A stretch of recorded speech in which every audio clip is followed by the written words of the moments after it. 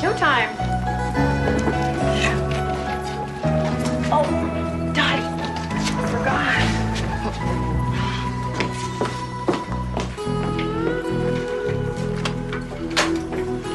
Morning.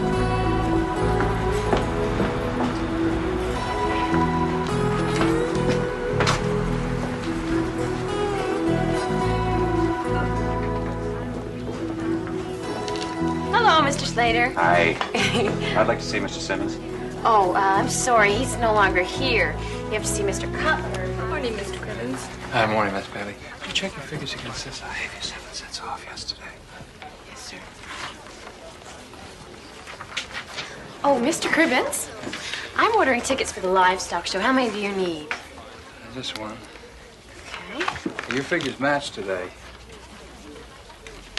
Hi, Barbara. Still trying to get him into a conversation? Oh, great. I've only been trying for a year. Hello? I'll tell him right away. Mr. Cribbins, Mr. Cutler wants to see you in his office right away. Thank you.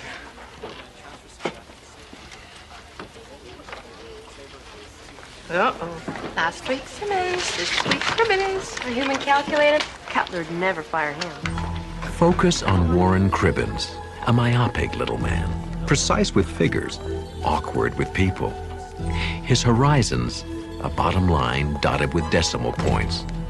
But his safety in numbers is about to be erased. No, no, no. Don't get mad and don't get even. Just get ahead. Yeah. Sure. Cribbins, Yes, sir. have a seat. Thanks, sir.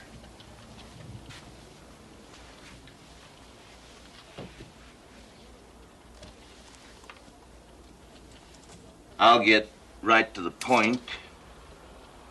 You like your job? Yes, sir, very much, and I hope my work has been to your satisfaction, sir. Right down to the last decimal point. Oh, thank you, sir. Wish I could say that about everyone. Cribbins, Warren, how'd you like a promotion? Well, I've decided that you should replace Simmons as the new loans officer here at the Farmers Bank. actually, I think I'm better suited. Exactly. You respect the numbers. Honestly, No, don't thank me. Sandy will help you get set up. She's your new secretary, and we can discuss your salary later. Here, take this file and look it over. You'll find it's fairly typical. Yes, sir. Congratulations. Oh. Thank you, sir. Sandy, will you come in here for a moment, please?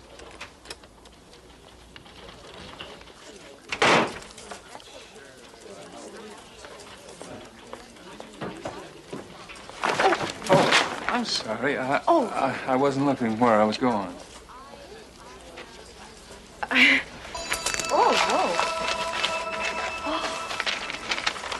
Oh, no. Oh, no. Oh, I'm so sorry. Oh, that's all right.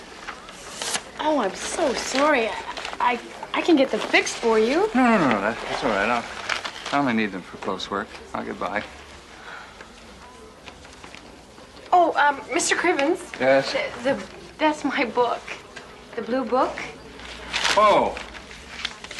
Yeah, yes, it is. Thank you.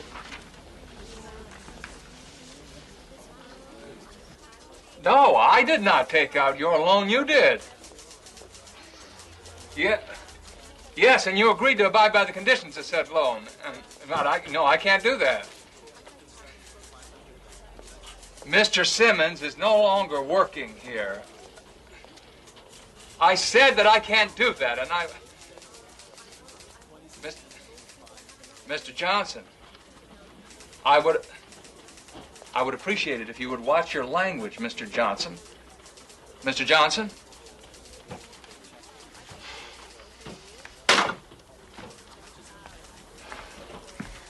Did you want anything in this hot water? Oh, no, I have my own tea bags.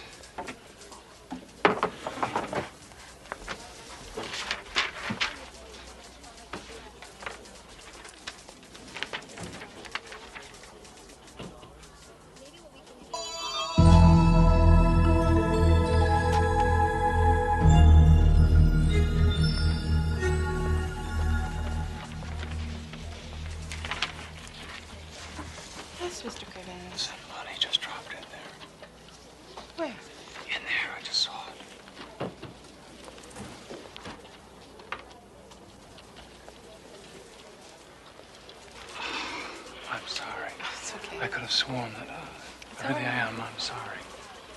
Okay.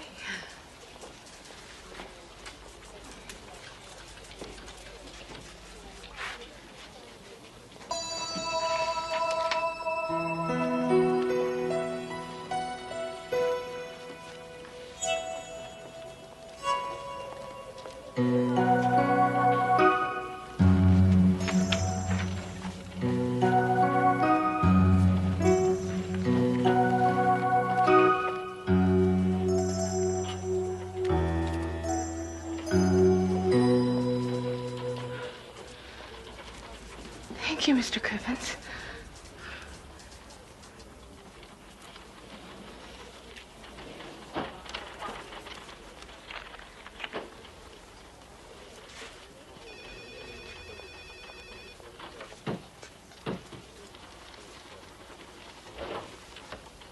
Mr. Cribbins, Mr. Cutler wants to see you as soon as you've read all of these. Thank you.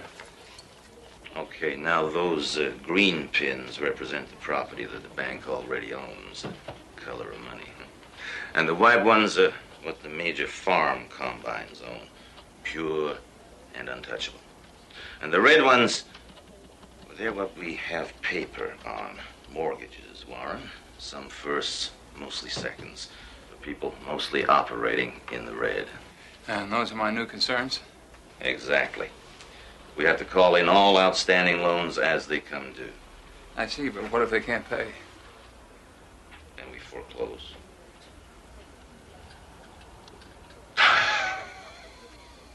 Listen, Warren, I've always looked at mortgages as rent. If you have a tenant who can't pay his rent, then you find one who can. I mean, the business of America is business, right? Calvin Coolidge. Exactly. So it makes us great.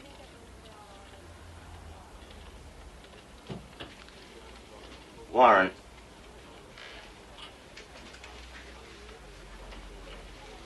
do you have any idea why we're stepping up our activity on this? Oh, sir. Well, it has to do with the new state highway coming through. If you own land the government wants, it's like sitting on oil. Do you know where the new highway is going, sir? Oh, boy. If I knew that, Warren, I'd own this bank instead of working for it. Anyway, the more deeds we own, the better our chances. So let's start changing those red pins to green, Yes, AP. I'm afraid you're delinquent on your loan, Mr. Slater. A letter was sent advising you that grace period's over this week. You can extend it a little more, can't you? No, I'm afraid we can't do that. The business of America is business, Mr. Slater. The business of America is people. Or it should be. Please, Mr. Slater, let's not take this personally. This is just business.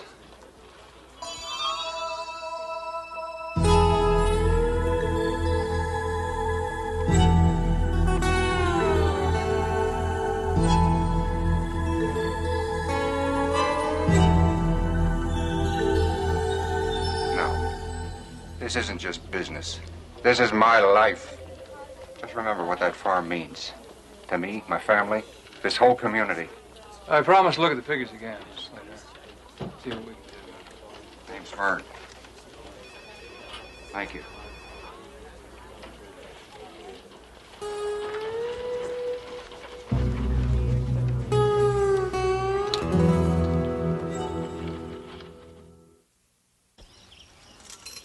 It's an enormous piece of property. Without us farmers, just dirt and dust.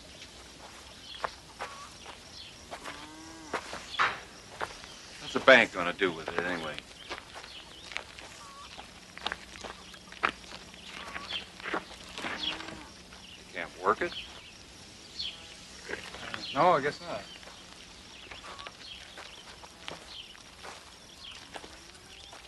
Adam, where's your mom? Mom! Emily!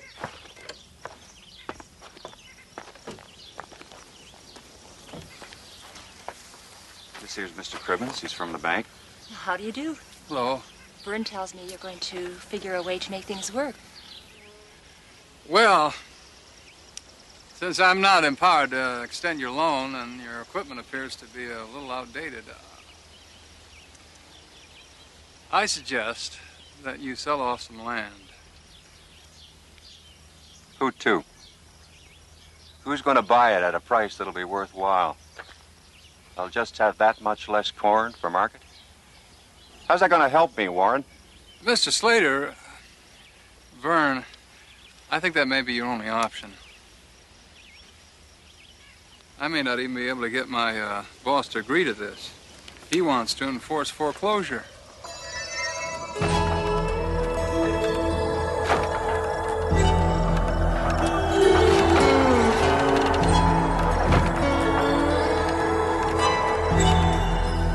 I think enforce is the key word here. Oh, please, just look this over and think about it. I ain't selling. You hear me, Warren? You go down to the bank, you tell them I ain't selling. Tell them loud and clear, Warren. You hear me? I got faith in you, Warren.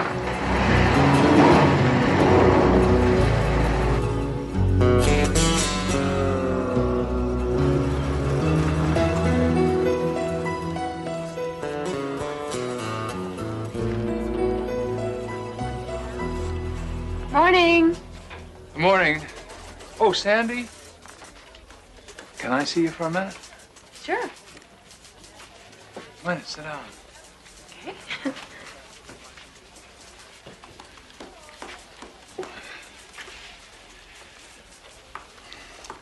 I have a question I'd like to ask you. If you were in a position to help some people, but by helping them you might lose a great deal yourself, yet by not helping them, the people you want to help, they may lose everything. Would you do it? Well, I mean, even if it meant risking your life savings. well, I don't really gamble. I can't afford to. But, well, I like doing things for other people.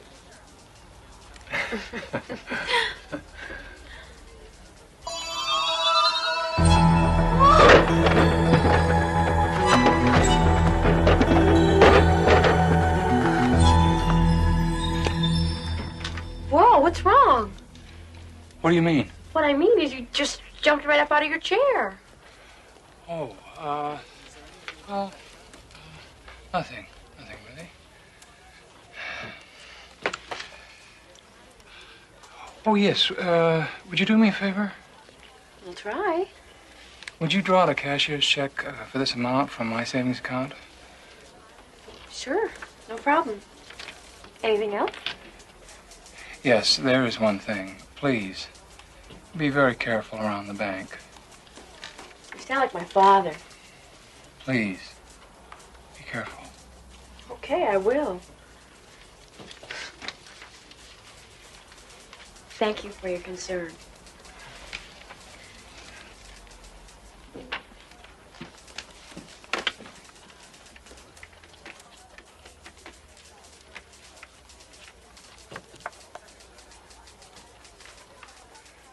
Hello, Mr. Slater.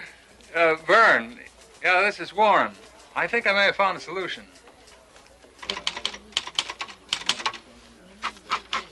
Vern, I think this may solve your problem.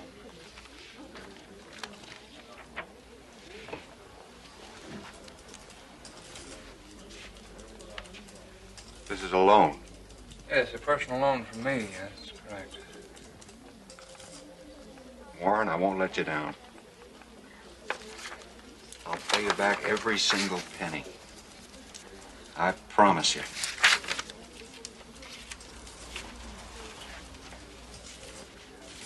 Just deposited by 3, Warren. This is due day, you know. Don't worry, Vern. They let me cut in line here.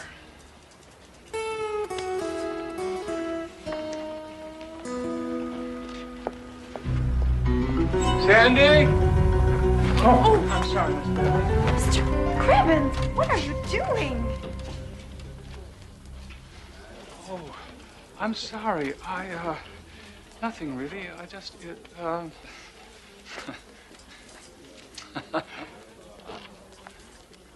I thought you were going to fall. I use this ladder all the time, and I've never fallen, not once. Oh, I don't understand. You were supposed to be careful. And I was. Oh, I nearly forgot. You're supposed to go see Mr. Cutler in his office. ASAP. So, with foreclosures, like I said, it all depends on the worth of his assets. Here, I have some figures available on that. So, don't dicker with him too much there. He's in no position. His debt load's so heavy he can't say no, even when we offer him bottom dollar. Now, sure, it's a tough deal for the guy, but, well, that's business. Right, Warren? No, I had no idea we'd strike it this rich by grabbing the Slater farm. Yeah. Yeah, well, just wait and see what else I got in mind. Hmm? You betcha. I love highways. Warren? Warren, did you understand what I just said? Yes, sir.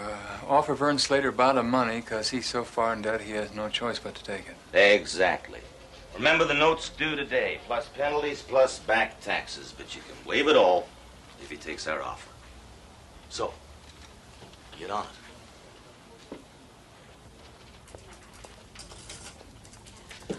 Everyone's closing and balancing. What did you want me to do with this cashier's check? I'm not sure, Sandy.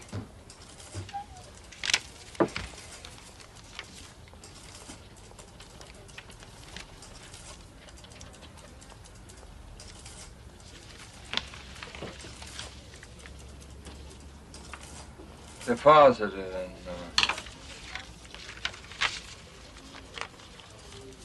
Vern Slater's account.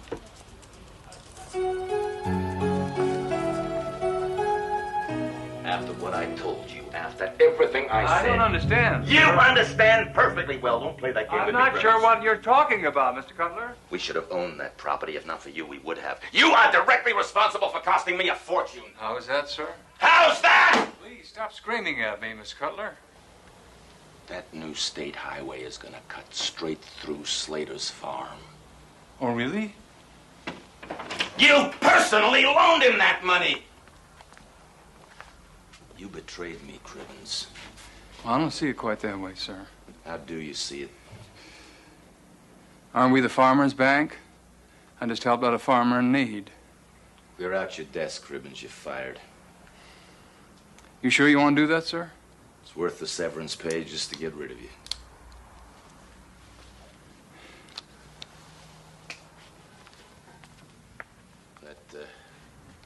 That sign's crooked. Fix it.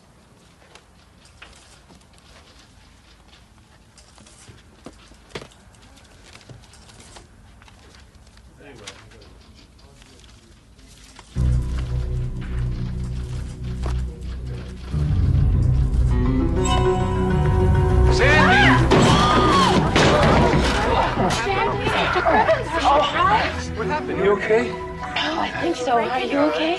I told you to be careful, Sandy. You were right, Mr. Cribbins. Warren. Warren.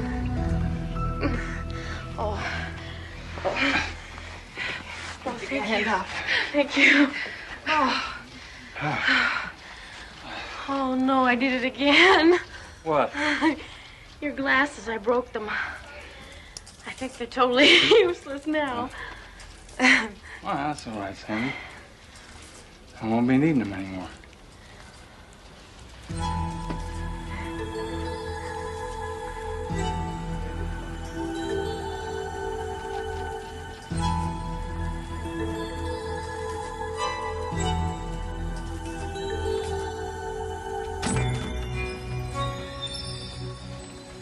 Come on, Miss Bailey.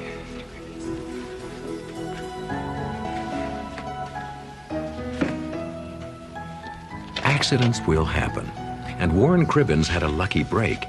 Instead of blindly following orders, his eyes were opened, and he saw humanity, and discovered it was his greatest asset. Add him to the list of those who have peered into the Twilight Zone.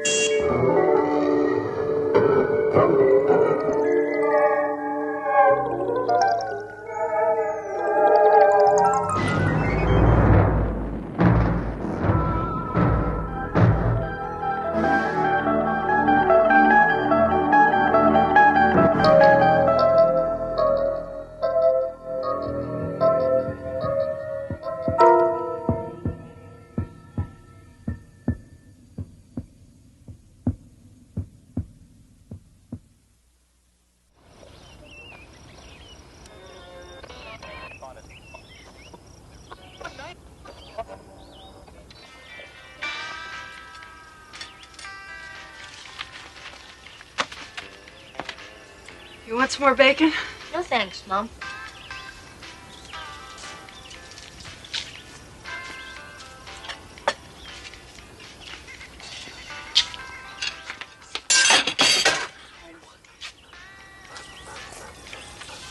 I saw that. I'm not hungry anymore. Where do you think you're going, young man? Out. Don't be smart with me. What do you mean out? Out where? I don't know. Down in the creek. Maybe by Possum Meadows. Wait just a minute. Now what? Put your plate in the sink. Oh, Mom. Okay.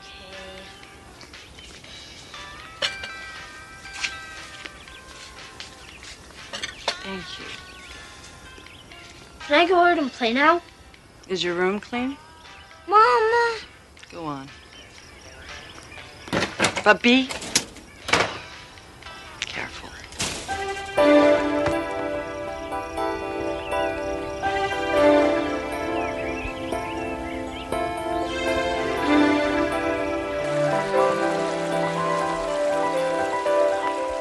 For Danny Wilkins, a sunny afternoon is a world of adventure. He's a typical boy who likes nothing better than following a trail just to see where it goes. But today, that trail will lead Danny through a private reserve, which lies just inside the borders of the Twilight Zone.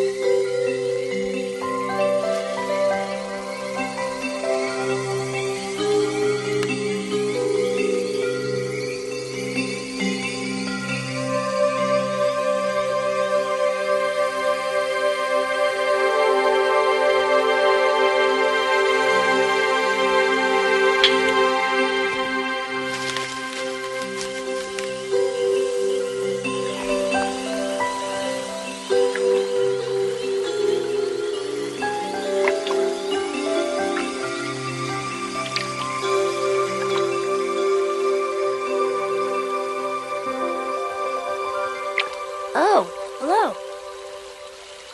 Hello, Danny. How'd you know my name? It's written on your shirt. Oh, yeah, I forgot. Who are you? Scout. What is this for? It's just a toy. Of course. Just a toy. Look, What kind of fish is that? it's not a fish. It's a tadpole. They turn into frogs. You know, ribbit, ribbit, frogs. Oh, yes. Ribbit, ribbit.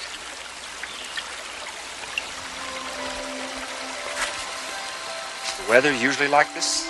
What do you mean? Does it ever get cold? Sure, in the winter.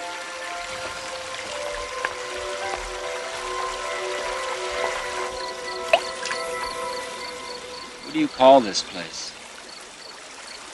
Well, the big field is called Possum Meadows. This creek here is, I guess it's just called the creek. I never heard it called anything else. You're not from around here, are you? No. But I like it here.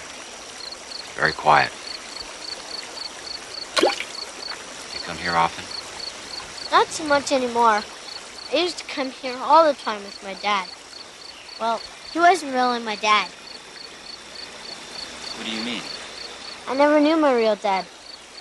There was this guy who lived with us for a couple of years. Mom made me call him Dad.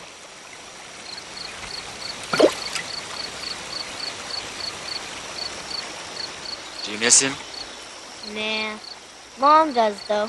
She thinks it's my fault he left. What do you think? I don't know. I guess.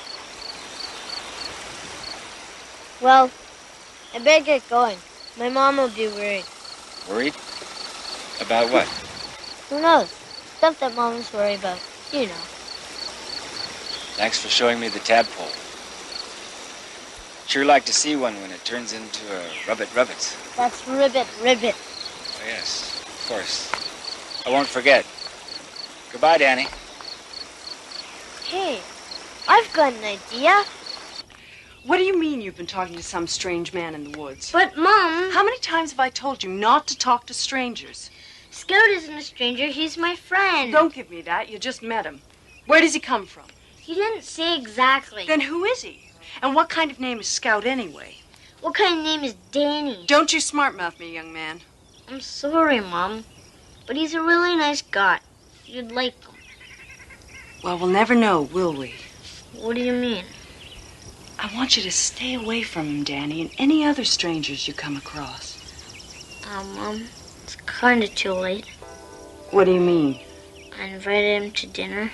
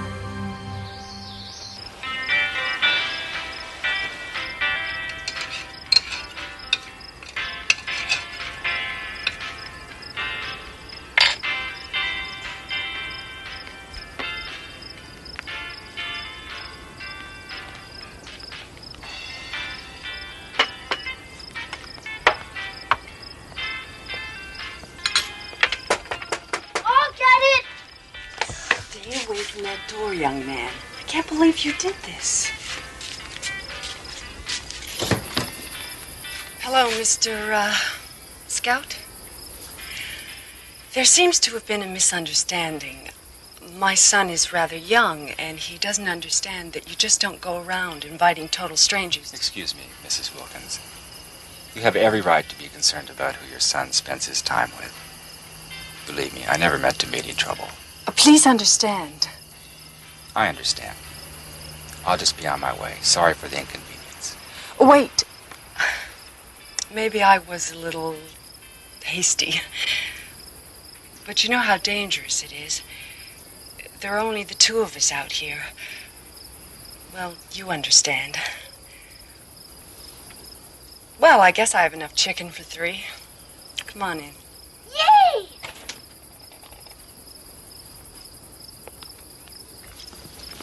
Thank you. Hello, Danny. Fifth, quiet.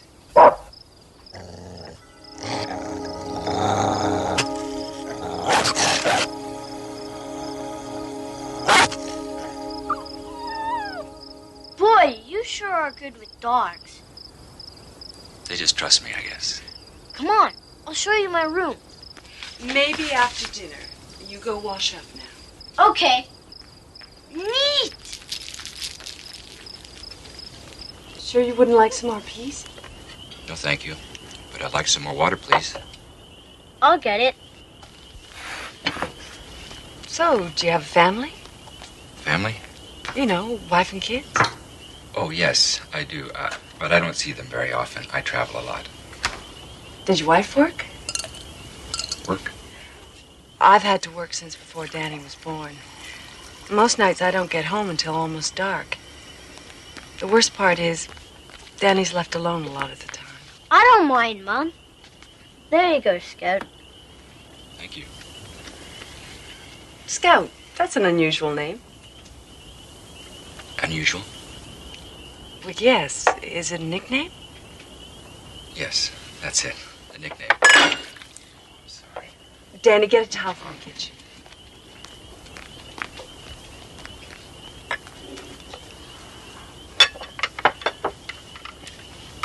This is a very interesting area.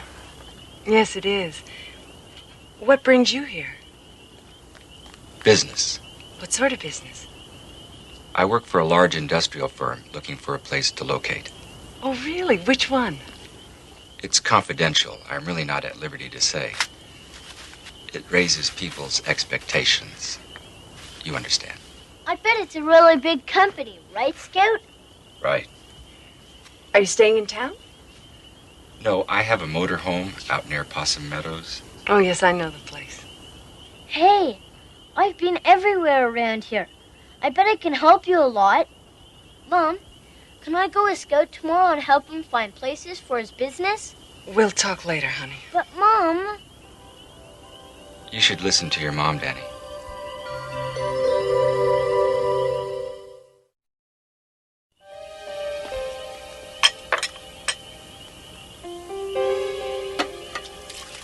You're very efficient. It's just the dishes. You don't seem to know too much about housework, do you? No, I guess I don't.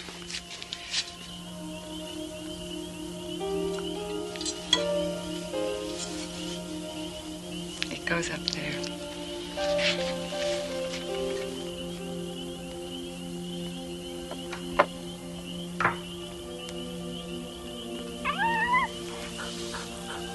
Danny's a fine specimen of a boy. You must be very proud of him. Yeah, I guess. It isn't easy bringing up a kid on your own.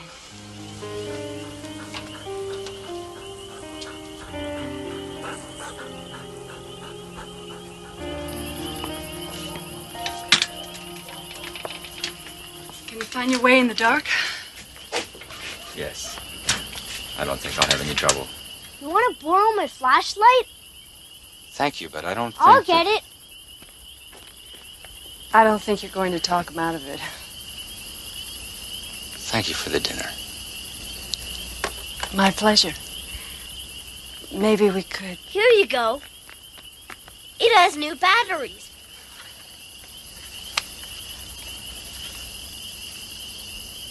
Thank you.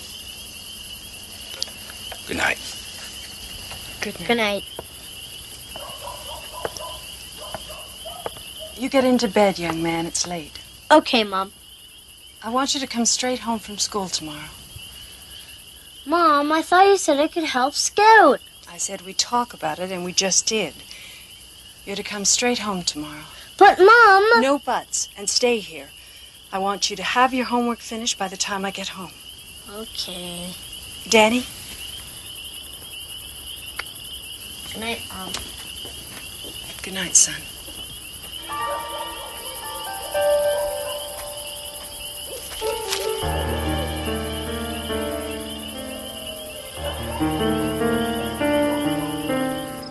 Biff?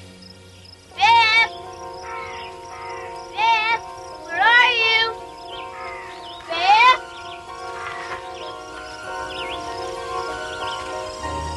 Hello, Danny. How was school? Hi, Scout. Okay, I brought your flashlight back. thanks. Are you ready to show me around?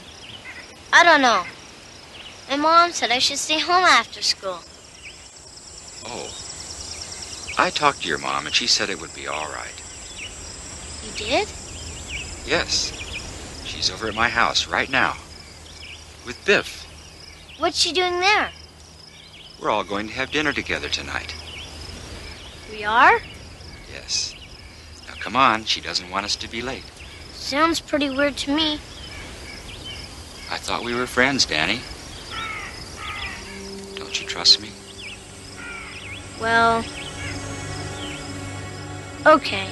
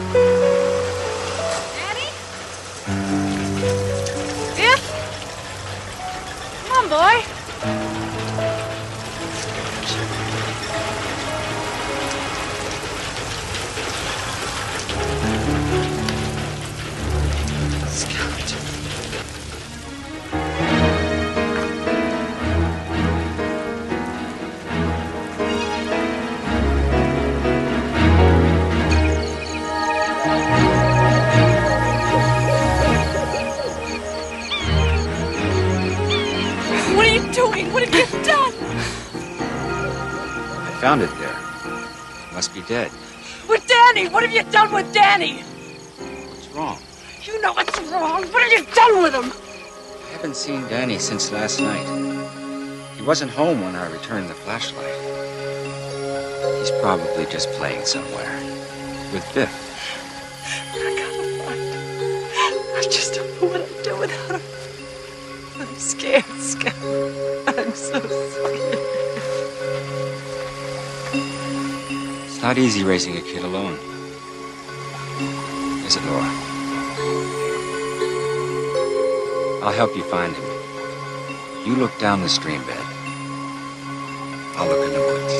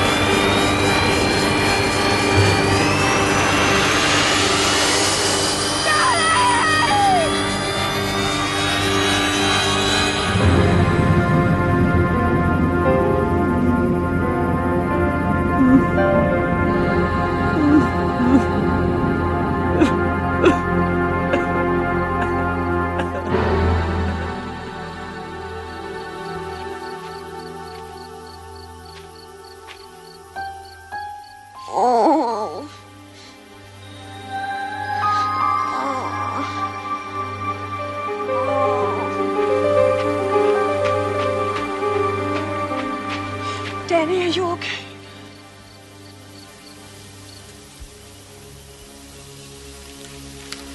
Just cold, Mom. Oh, God, I thought I'd lost you.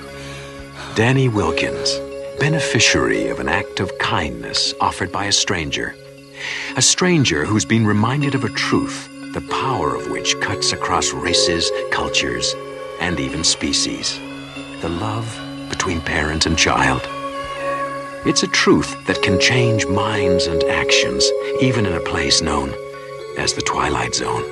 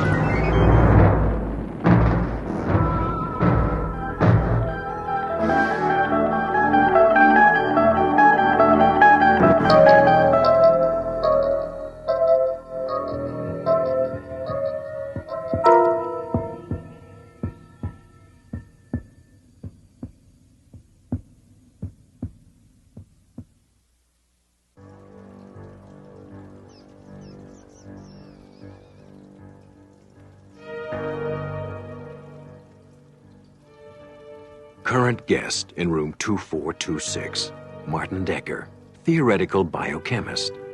Checked in for observation a week ago. It seems he was displaying antisocial behavior, wrong thinking, and other intellectual crimes against the state.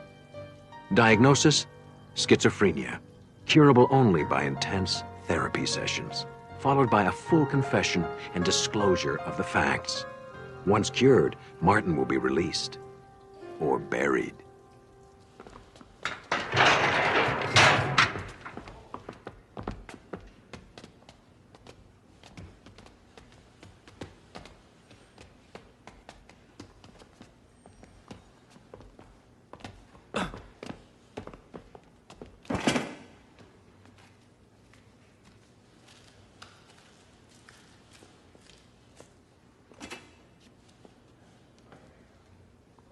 I have a feeling we'll be seeing a breakthrough in this therapy soon. How are you feeling? It's none of your damn business. Yeah, let's have a look. He is not fit to be released as yet. He needs another treatment. Or two.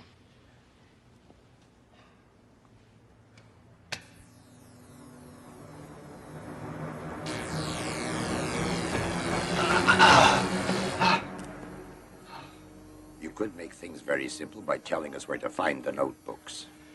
Notebooks? What notebooks? Oh, dear. We're going to have to start all over again.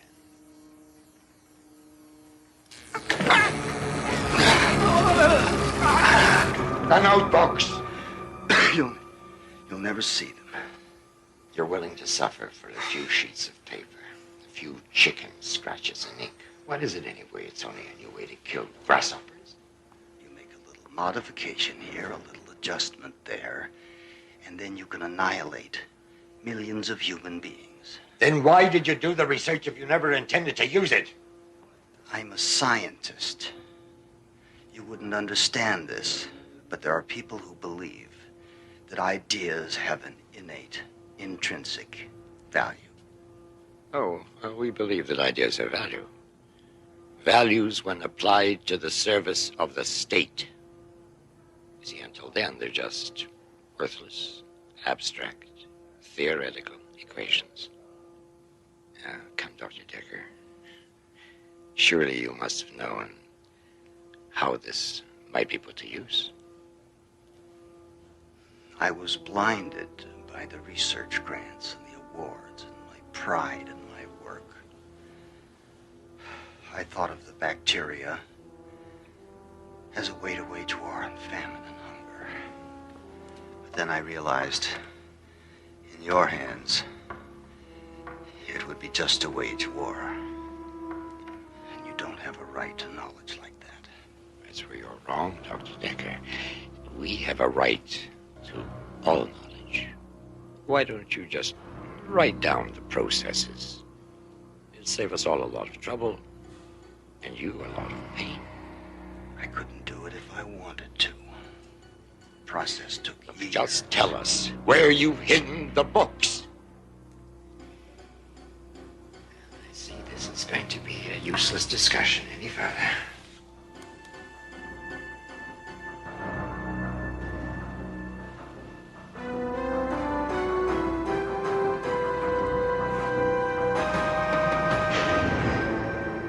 That's totally wrong. Oh, come on, Martin. You know, your pragmatism blinds you. There are many things which are important, yet cannot be measured in any scientific way. Amory, it was you that taught me to be pragmatic and to insist on empirical data. As a scientist, yes, but as a human being, it is also your job to dream, to believe, to be committed to great truths, besides the physical laws. What truths? That knowledge is power, that there is inherent value in the human life, and that great thoughts do not come from a mind in shackles. Oh, what about Gandhi? He did his best thinking in prison. Only his body was imprisoned. His mind was free.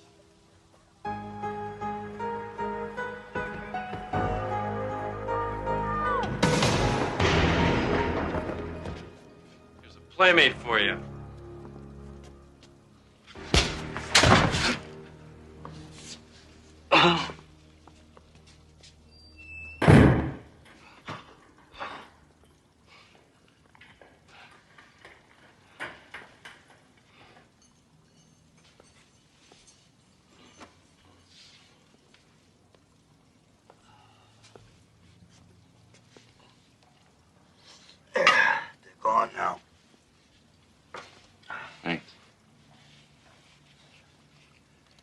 like you're gonna live.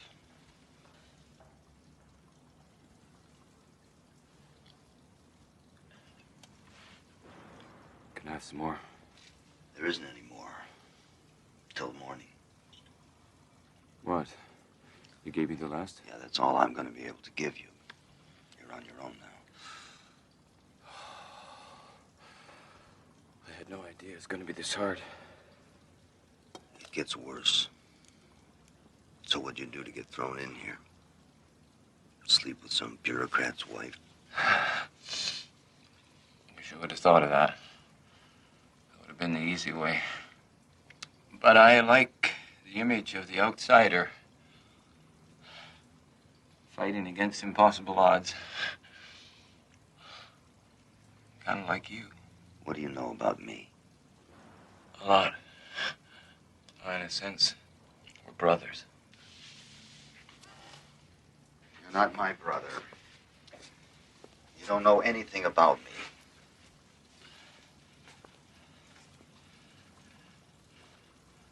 I know enough. Oh, really? I know about the notebooks.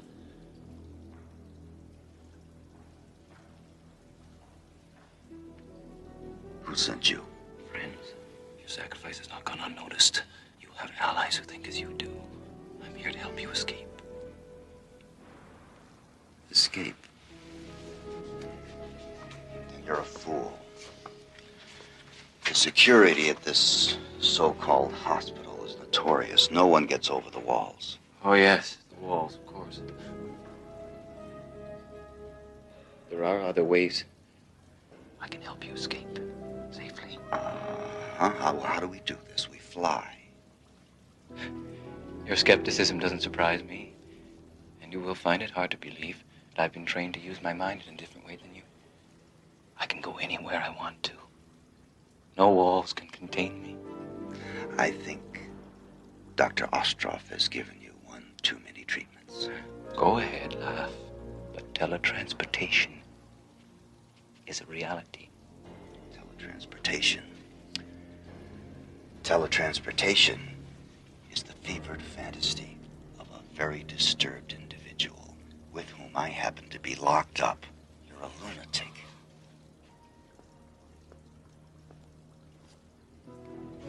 It does sound ridiculous, doesn't it? Yes, that sums it up very well. Is it so ridiculous to think that men can transport themselves with the powers of their minds when they already use a simple beam of light to carve holes in granite and knock satellites from the sky? Shining a beam of light from here to there is very different from teletransporting matter. Is it?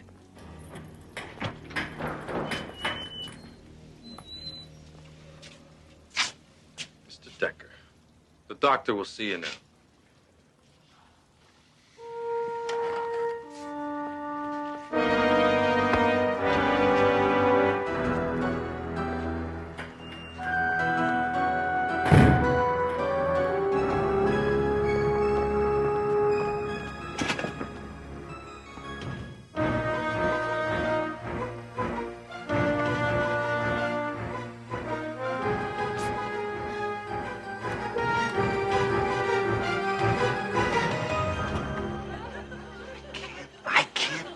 We're here. See how simple it is?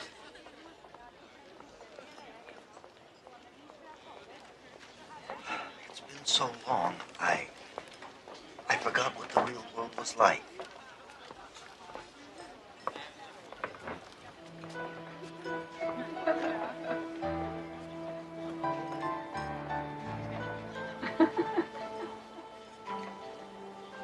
And all you had to do was believe.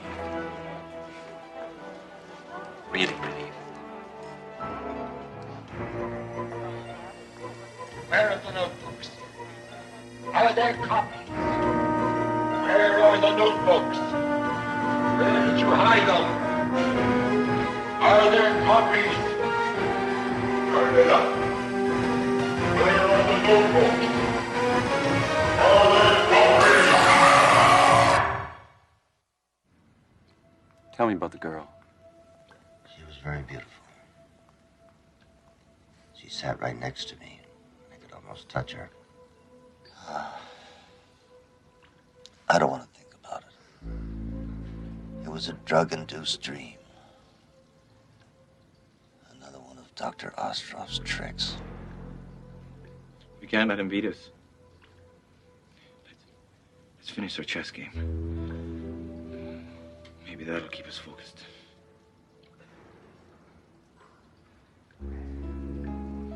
Bishop to queen 4. Bishop takes pawn. Bishop takes pawn, your move. A rook to king 7. Check. Right. Good move. Let's see. King to knight. To knight. I can't. I just can't see the board anymore.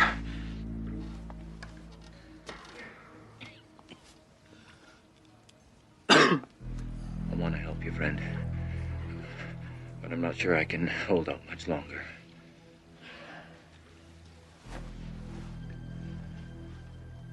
Go. Go!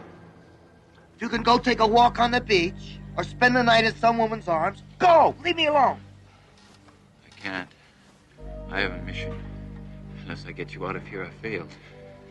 You are not the only one with convictions, you know. Idiot. They've gotten to you. They're making you believe these damn dreams. They're illusions. Let them go. It's you they've gotten to. You've lost your faith, your imagination. I can get us out of here. Look. We can be free. Just answer me this. Why didn't you just appear here in the first place? Why were you physically thrown in here? For them. For the people who run this place.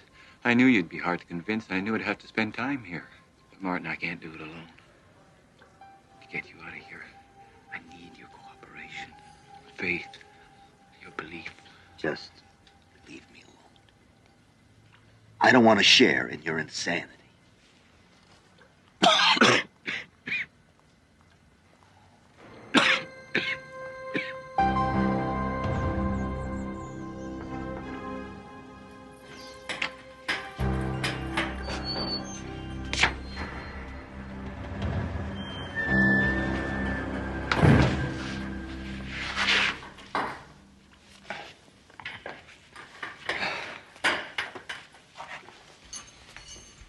You don't need to suffer like this, my friend.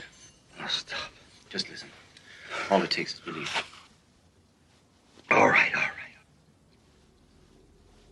Let's just say for a moment that I believe. How do you do it? How do you transcend matter? Like all great truths, it's profound yet simple. You believe with all of your being that you're in another place than you are. Just like that? Only if you truly believe.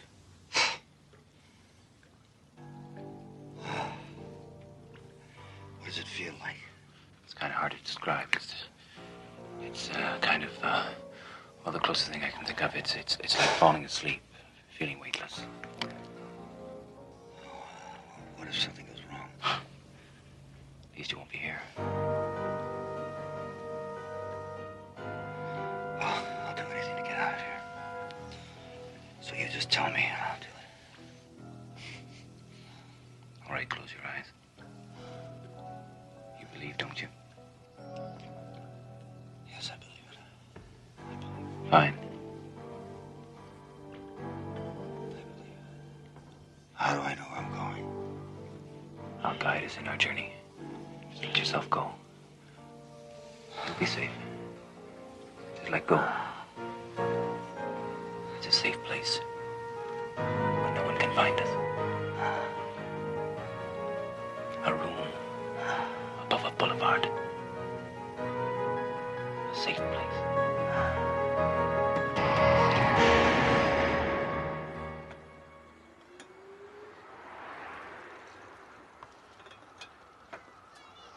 Key?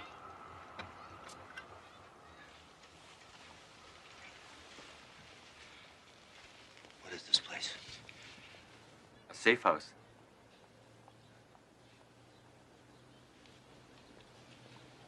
Please, you mustn't do that. We can't run the risk of your being seen from the street. There are more lives at stake than just yours. Come sit down. I'll have a cup of tea. First time's always a little disorienting.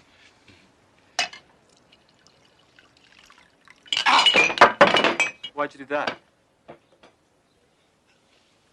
I just wanted to make sure that it wasn't a dream.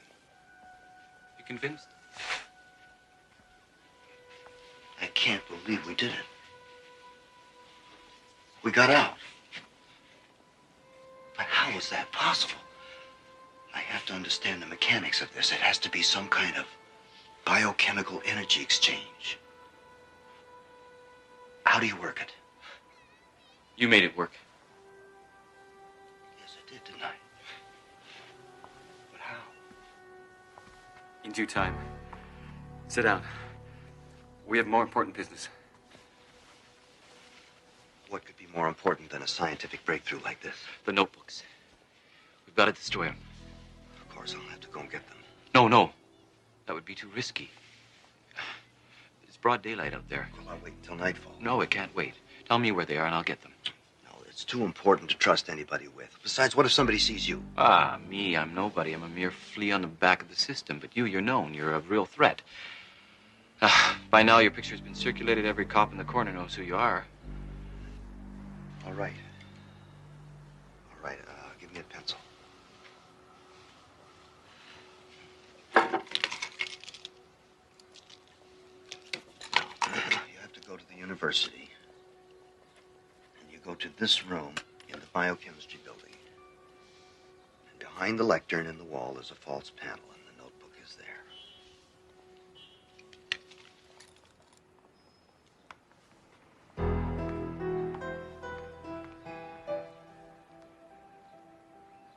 I won't let you down.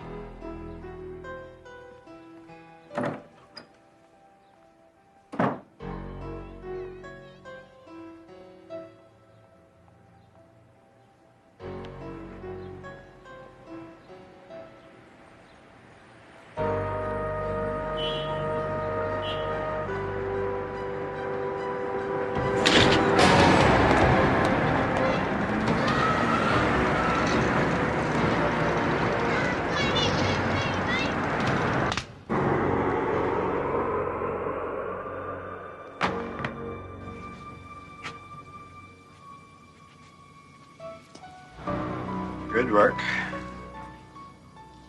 It was hardly a challenge. These idealists are always such dreamers.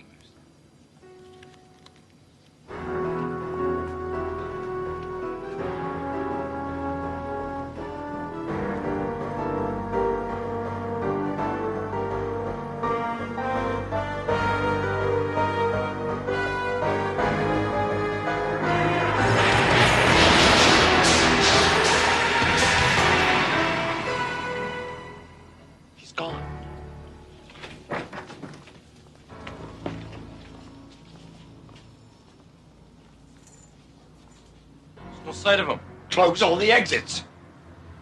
You understand that if he's not found, you will be held fully responsible. But it was just a trick. He couldn't have actually done it.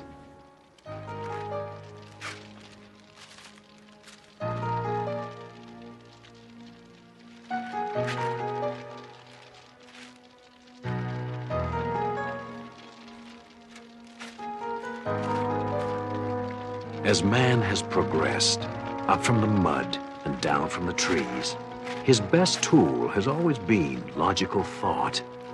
That tool has taken us in a grand arc, from the first flint against steel to the apocalypse of colliding atoms.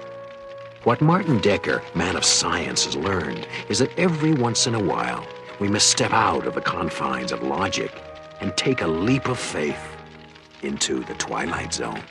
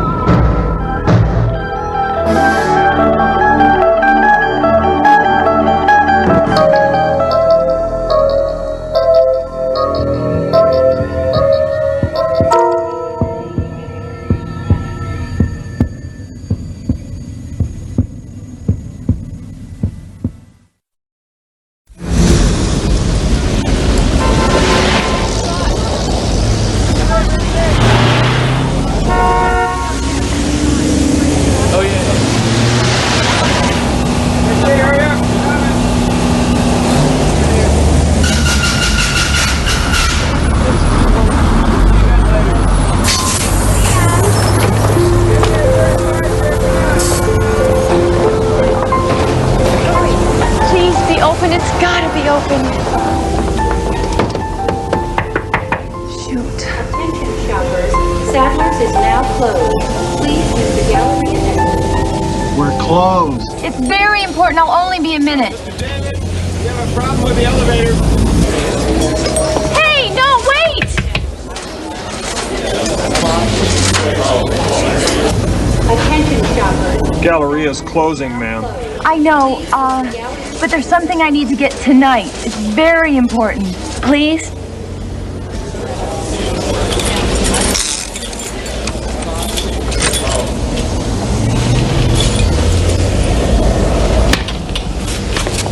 Thank you.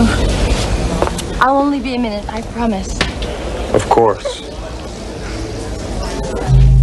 Attention shoppers. Sadler's is now closed. Please use the gallery exit. It's that way.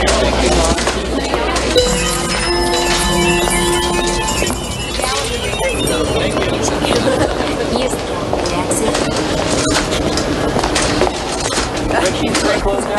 Get everything? Not exactly. Sadler's is now closed.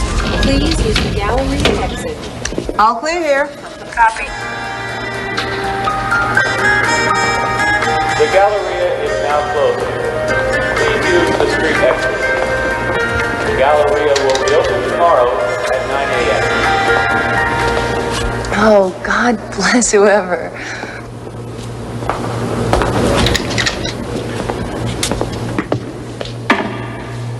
Galleria's closed, lady. Oh, I'll just be a minute, okay?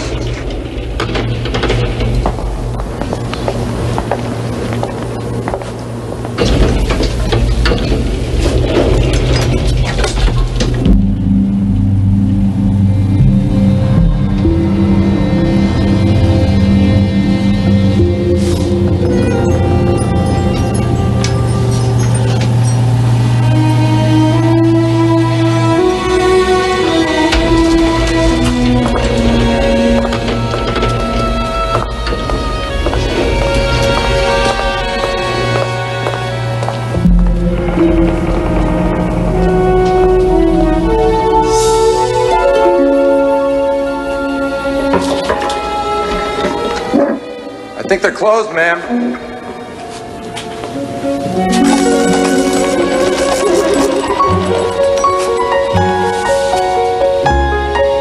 Hello?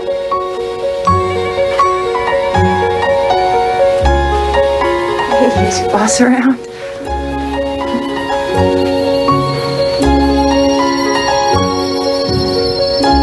Is anybody home?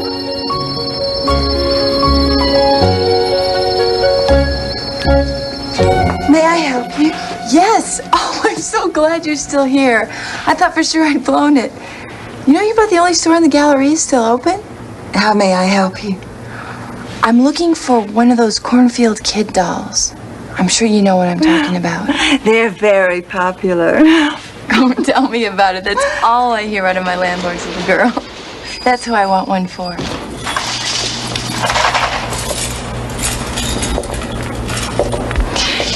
Please tell me you still have one. I do believe that we have a few left in the bag for special customers. Well, I don't know what makes somebody a special customer, but I'd really appreciate it if I could. Wait right here. I'll get one for you.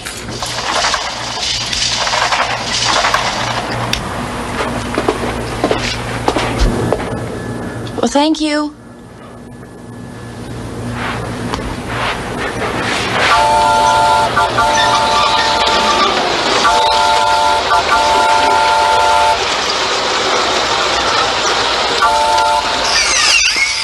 Marcia. You scared the life out of me. Please forgive him. I'm always reminding him not to disturb strangers. Do I know you? But the boy, he knew my name. You must be mistaken. No, just a second ago he said my name, Marcia. Not Marcia. He must have said ma'am. Apologize for disturbing the nice woman and we'll go. Take me with you when you go. Please. accuse us. Wait, what did he mean? Here you are, miss. Oh, that woman and that boy. Who? Those two. There was a woman and a boy here not 2 seconds ago. They've got to still be in the store. This will be cash, miss. Yeah. Oh, my landlord's kid is gonna do a backflip. You know, it's the least I can do for them. I moved in about a month ago. I didn't have any money for the first month's rent. I didn't even have a job. And he gave me the place anyway. And he gave me a lead on the job I got. And he's been a real doll. So, you've enjoyed this past month? Oh, yeah. New place, new job, new friends.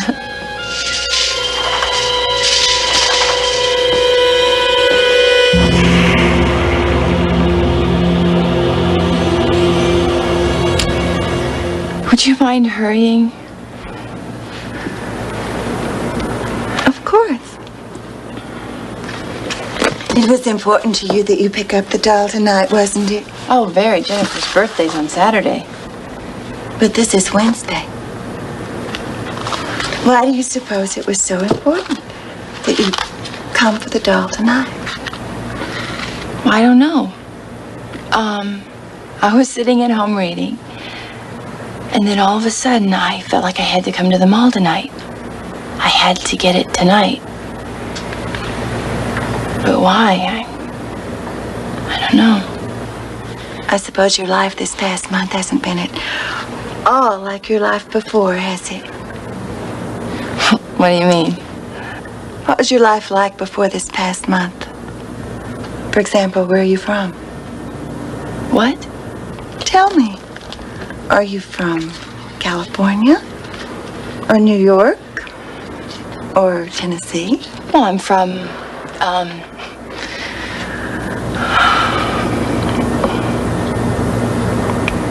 I don't remember. Do you have any identification? Of course, I have my temporary employee card from work. But no driver's license, no social security card? I just applied when I got the job. What are your parents' names? Do you have any brothers or sisters? Where did you go to school? Why are you doing this to me? You don't remember, do you? Remember what? My name is Marcia Cole, and I live at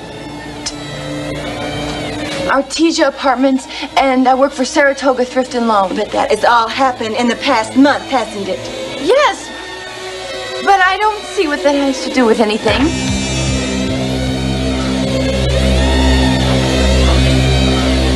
Where were you before this past month, Marcia? Why are you doing this to me? Think, Marcia. Think.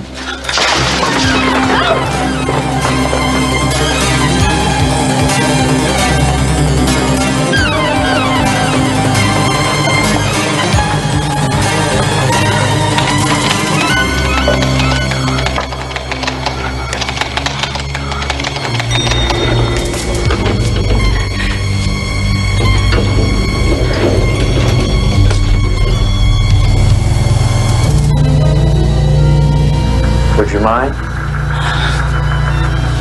How are you, Marcia?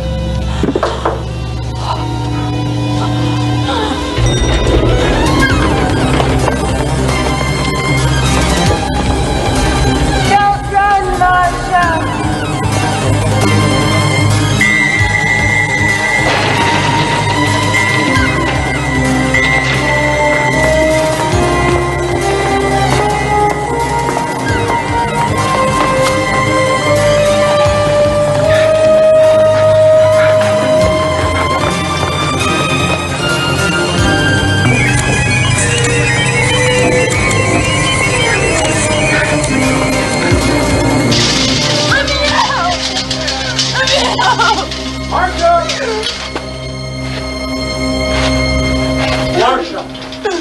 Marcia! Oh, mommy, you've got to help us. No! Oh! Marcia. Marcia. Marcia. Marcia. Marcia. No! Marcia. Marcia. Hi, Marcia. No!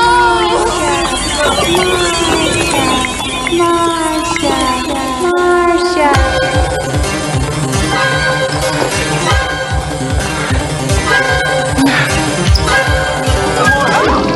Don't be afraid, Marcia. Think. Think hard. Try to remember. Marcia.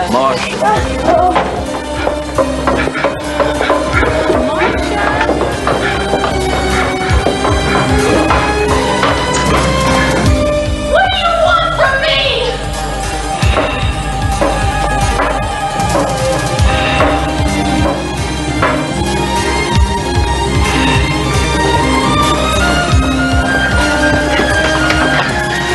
Wait for me! Marcia, open the door. Come on, Marcia. Marcia. Marcia. Marcia. Open the door. Marcia. Marcia.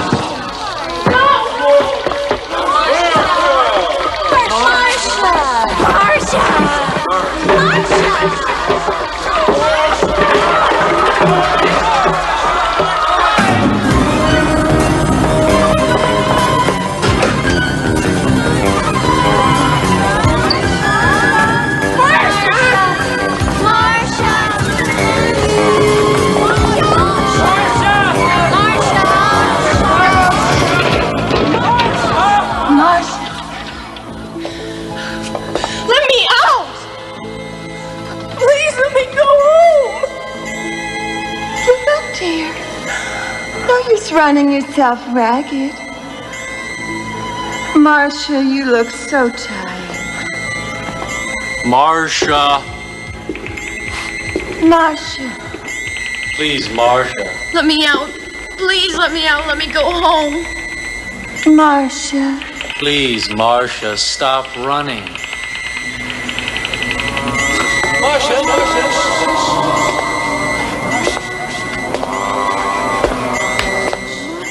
What do you want from me? We want you to think, to remember. I don't want to think. I want to go home. Marcia, you are home. What is the matter with you? I'm a mannequin. We all are. No!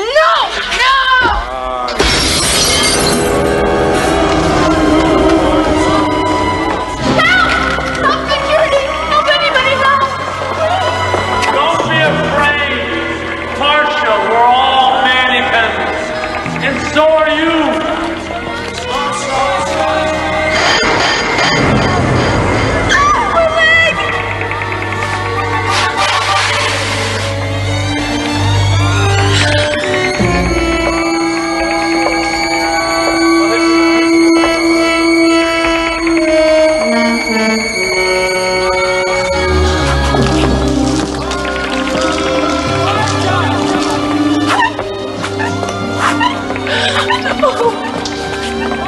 Marcia. We've been waiting for you. We want you back, Marcia. We want you back. Don't be afraid. It won't hurt. Marcia, come home, Marcia. Marcia. Stop this, Marcia.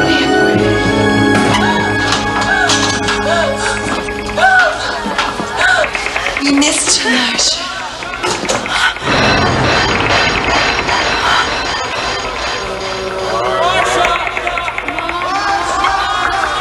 Please, Don't be afraid. Marcia.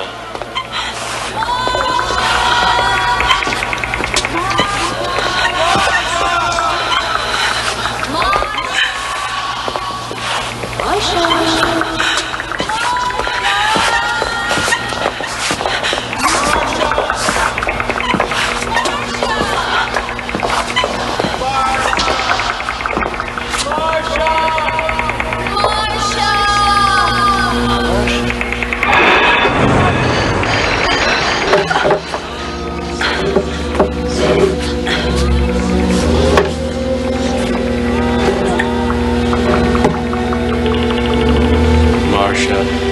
Welcome back.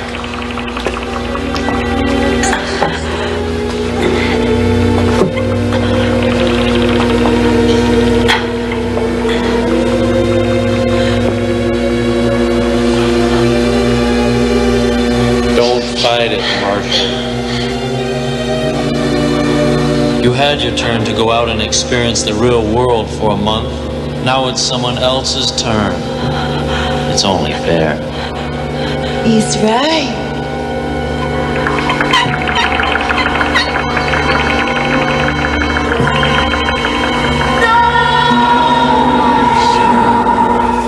Welcome to the Galleria. All of our shops are now open for business. We'll be open until 9 o'clock tonight. We'd like to remind our shoppers that the Galleria offers 3 hours of free parking.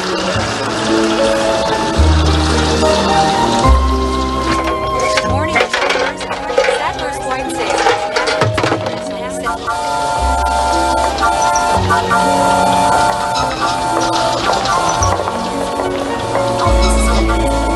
Imagine standing forever still, unable to act, to speak, to touch a reassuring hand. If you were released from such a fate, even for a while, wouldn't you hope to forget?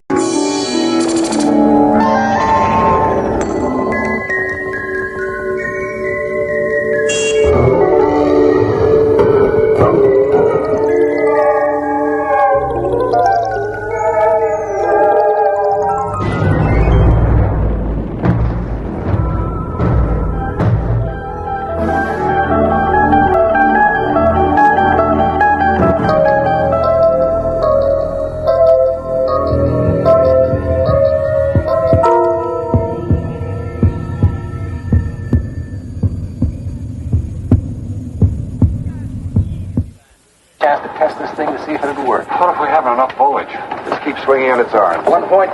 It's on its way. You know, I got to worry. Report from the front, Captain. Lieutenant McPherson is worried. This is no joke. What? What if he can read our minds? He'll be real mad when he gets to me. 1.4. Keep moving around, you guys. Keep it quiet. Daddy, I'm scared. Am I wrong, or are you supposed to be in bed? Daddy, there's a man in my room. 1.6. Sweetie, you just had a nightmare. I was not. I saw him, Mommy. It's my turn, I guess. I think I'm just going to go have to see who this is who is bothering my little girl. And if he can read minds, then he's going to be real mad when he gets to mine.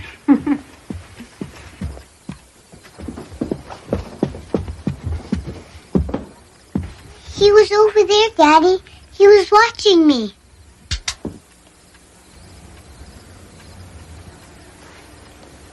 There's nothing there, Megan. See, it's closed.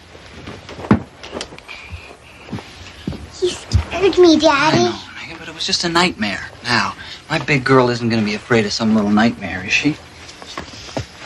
Come on. In you go. Now, look, okay. Can you keep a secret? Okay, well, when I was a little kid, I had a lot of nightmares. Monsters. Monsters? I mean, they were in the closet, they were under the bed, they were everywhere. But my dad, he told me the secret. And then I wasn't scared anymore. Monsters cannot get you if you hide under the blankets. They can't? They can't. That's the rule, and even monsters can't break the rules. That's my girl. That's good. See, the only problem with that theory is that blankets can't hide you from daddy.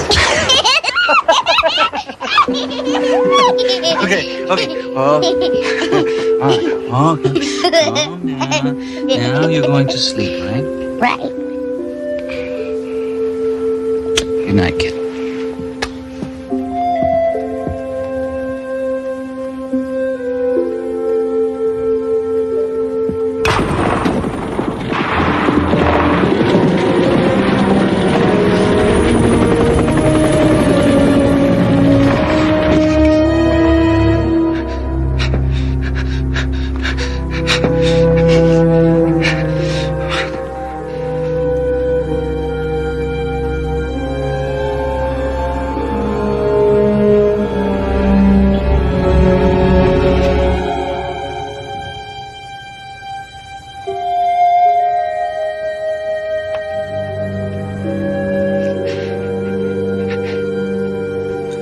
Sorry.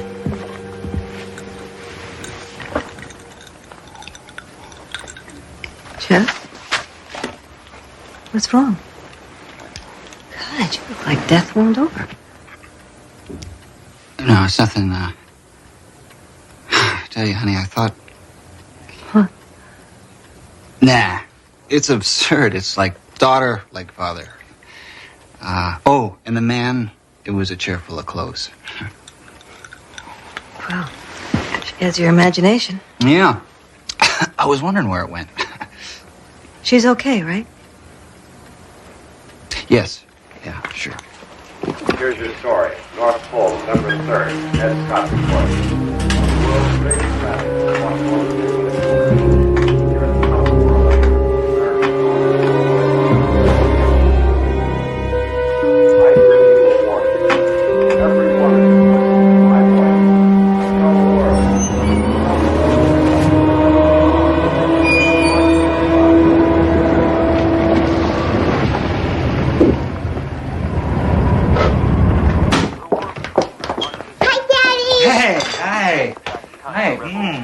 All right, hello.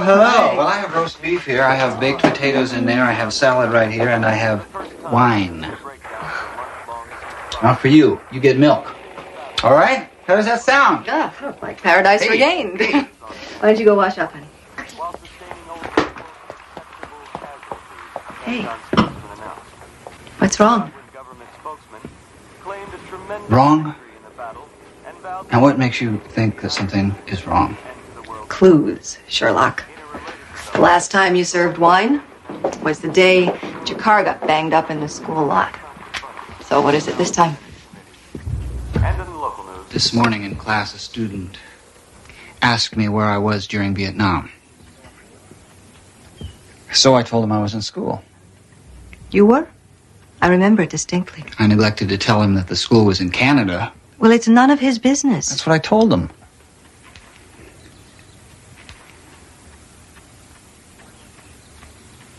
So why do I feel so guilty?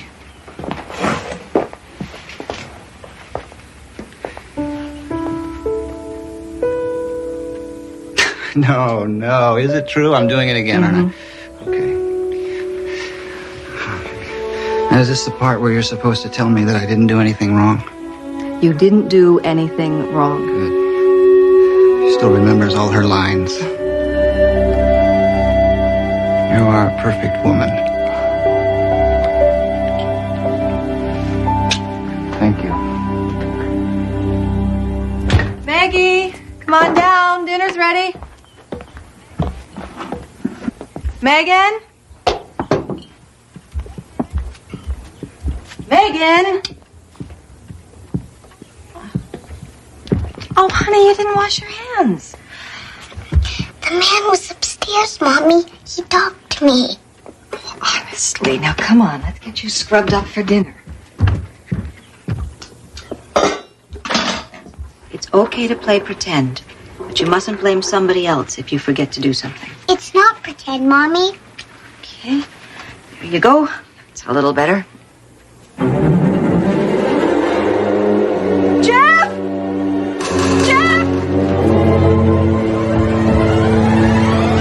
What's wrong? Jeff, did you see him? Did he come past you? What? Who? The man in the wheelchair. He was there, in the mirror. No, he was in the hall. I saw him in the mirror, and then he must have come past you, Jeff.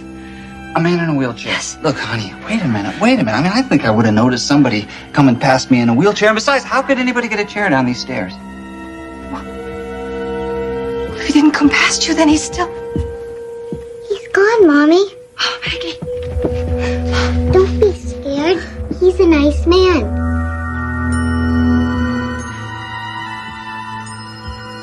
What the hell is going on here?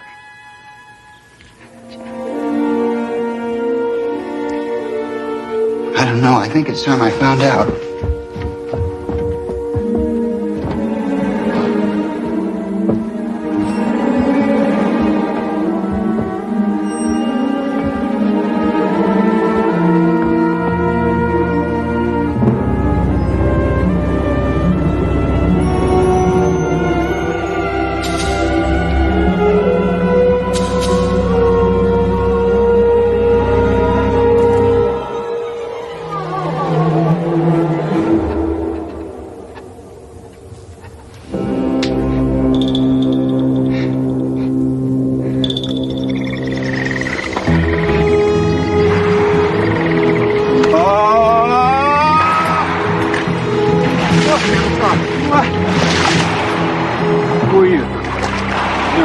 Okay, look, don't freak on me, spaceman. I need you, man. What the hell's wrong?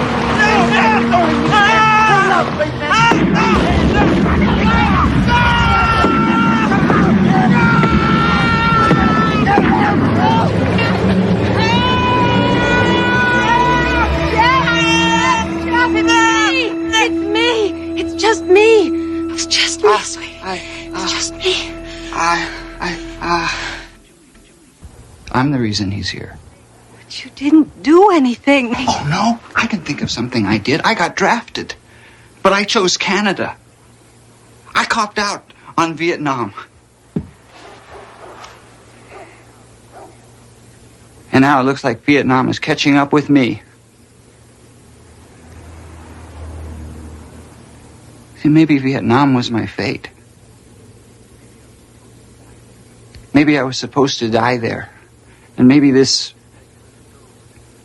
legless ghost is the guy who went instead of me. Or maybe he got killed because I wasn't there. No. This is just your guilt talking, not you. You said no to a dirty little undeclared war.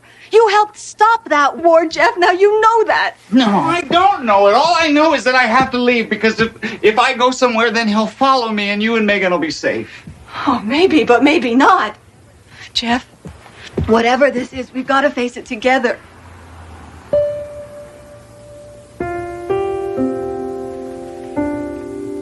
Well, you're right.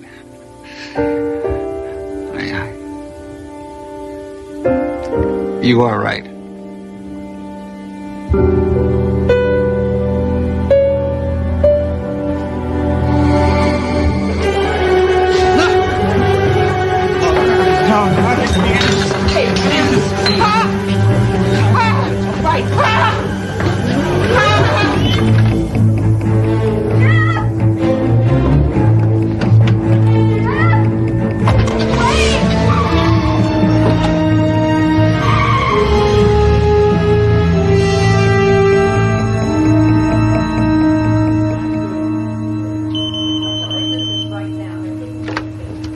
Yes, Susan? Your husband's on 5. Thank you. Where have you been? I've been so worried. Denise. Is it you? Of course it's me. Are you all right? You sound really strange. Strange? No. I'm fine. Denny, how are you? Denny? You haven't called me Denny since high school. Jeff? What is going on? I just need to see you, Denny. Just for a little while. I'm at home now, Denny, and I need to see you. Okay? Okay, I'll be right there.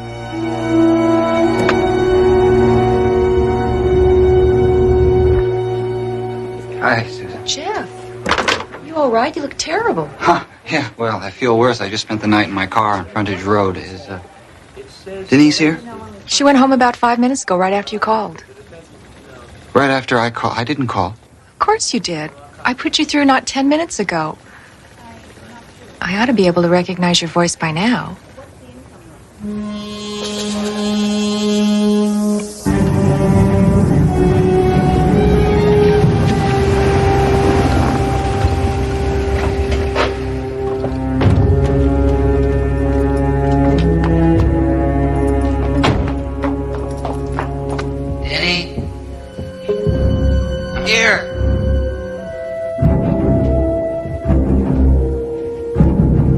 Honey?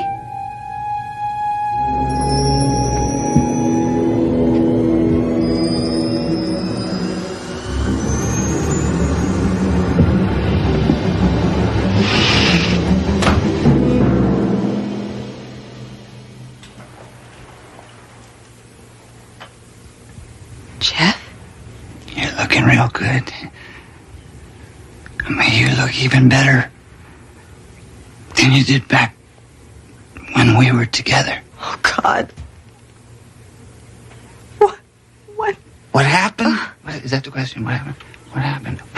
Vietnam happened, Denny. And the draft lottery. And a landmine. These? Jeff? Denny, I don't... Jeff! I'm up here! Jeff! Jeff, I'm up here! Honey, back. All right, you. You're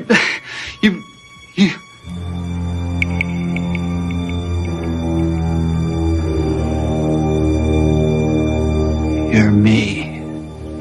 That's bingo. And this isn't happening, then a dream? Yeah, well, right. But are you dreaming me? Or am I dreaming you? I mean, I don't give a damn one way or the other. You see, I think we're both real. I think that somewhere around 1971 we came to this fork in the road. And you went one way and I went the other. And we ended up in different places. Jeff?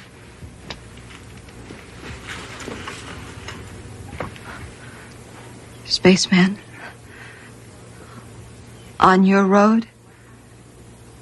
What happened? To us. To us. Oh, Denny, yeah. You and me? Oh, well. Gee.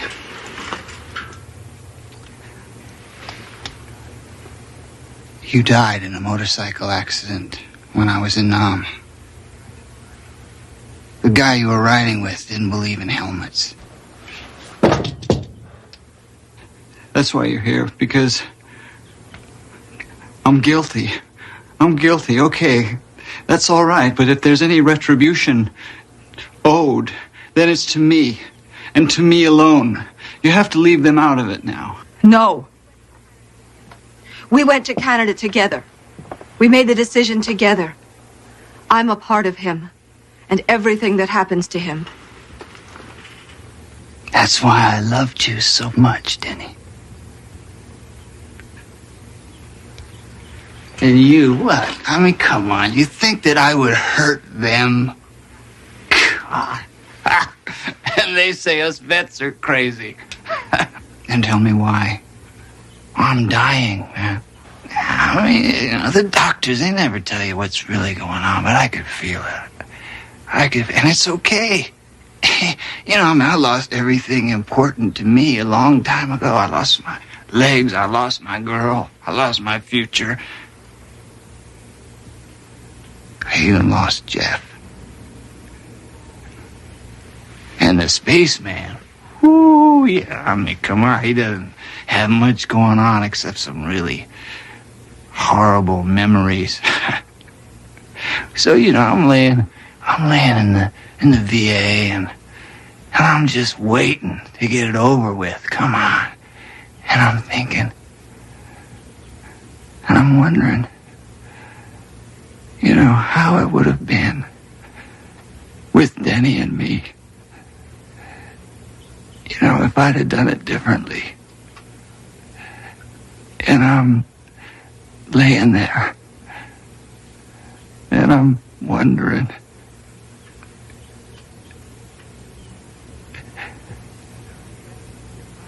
And I guess I just wondered myself here. I just wanted to see him, brother.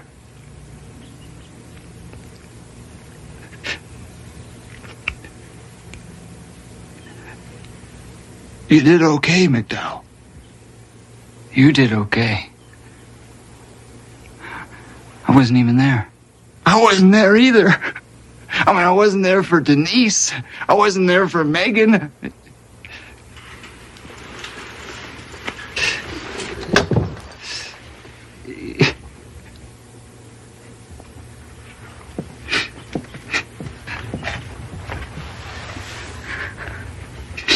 Yeah. Come on. I think I think it's probably time I went. No, you can stay. If you want to. Yeah, well, I'd like to. It'd be nice. But I can't. I got some nice memories now, though. Thanks. The flashbacks. It must work both ways. You and me, we're the same person, right? I have some memories. I have some good memories. Maybe if we touched. No, you don't know what you're talking about now. But I have good memories. The day that Denise and I got married. Our honeymoon. The day Megan was born. No, it's no good, see? Because then you'd have all that stuff about all those men dying around you. Then you'd have all the years in the hospital and in this damn chair. No, and then you'd remember everybody backing away from you, everybody watching you, you know? Come on. Hey, you'd be waking up with nightmares, you'd be screaming.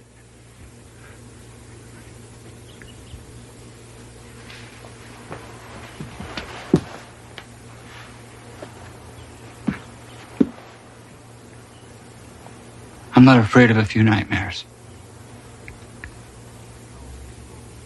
I can always just crawl under the blanket.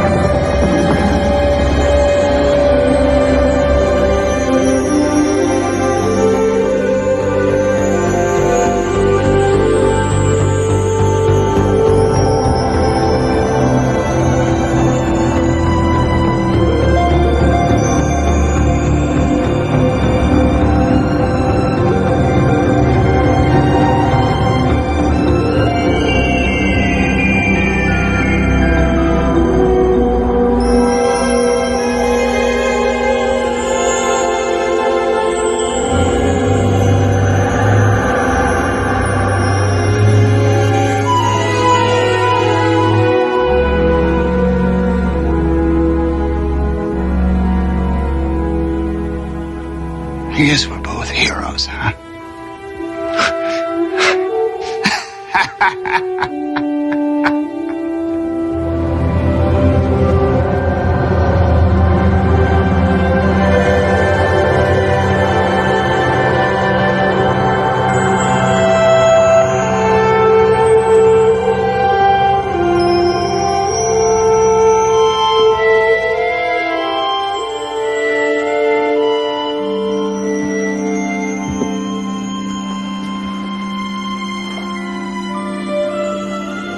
We make our choices and afterwards wonder what the other road was like. Jeff McDowell found out and paid the toll. A lesson in courage and cartography from the map makers of the Twilight Zone.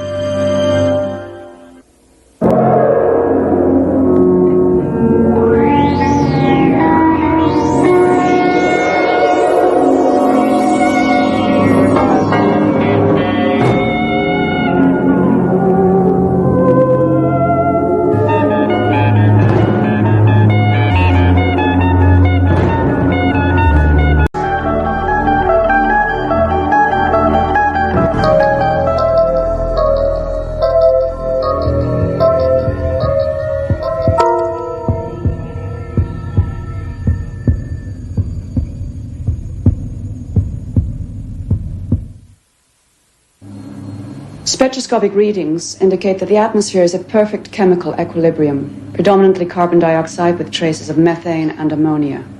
Now, what gives the atmosphere that sickly yellow color? Iron oxides from the rusting cities. And the sensors show no life form whatsoever? Nothing. Not even the presence of simple amino acids in the oceans. The last reconnaissance was right. It's a dead world. There was a name for this one in one of the old languages, wasn't there, Professor? Yes. It was Earth. They called it Earth.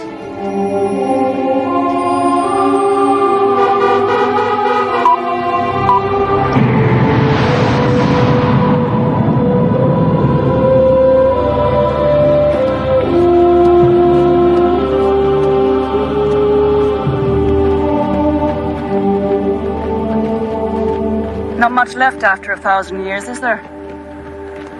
Donald, Earth was stripped of artifacts long ago. What are you looking for? Oh, I don't know. Feeling, sense of place, what it must have been like to live here when the skies were blue and the oceans green with plankton. Too many historians never get to see the things they write about. Thank you, Jacinta, for getting me on this mission. A very kind gesture for an old academic. Not that kind. And not that old.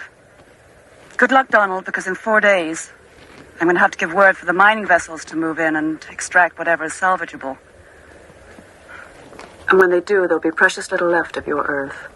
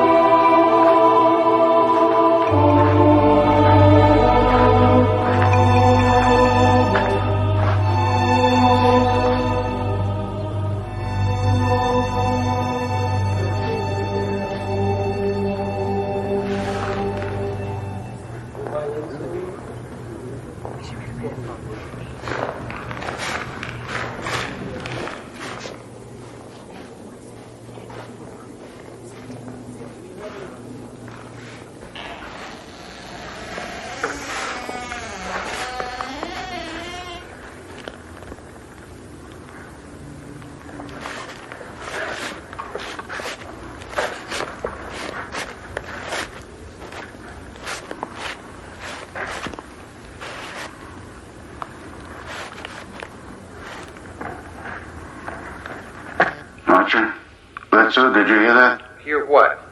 You got a problem, Professor? No, no problem.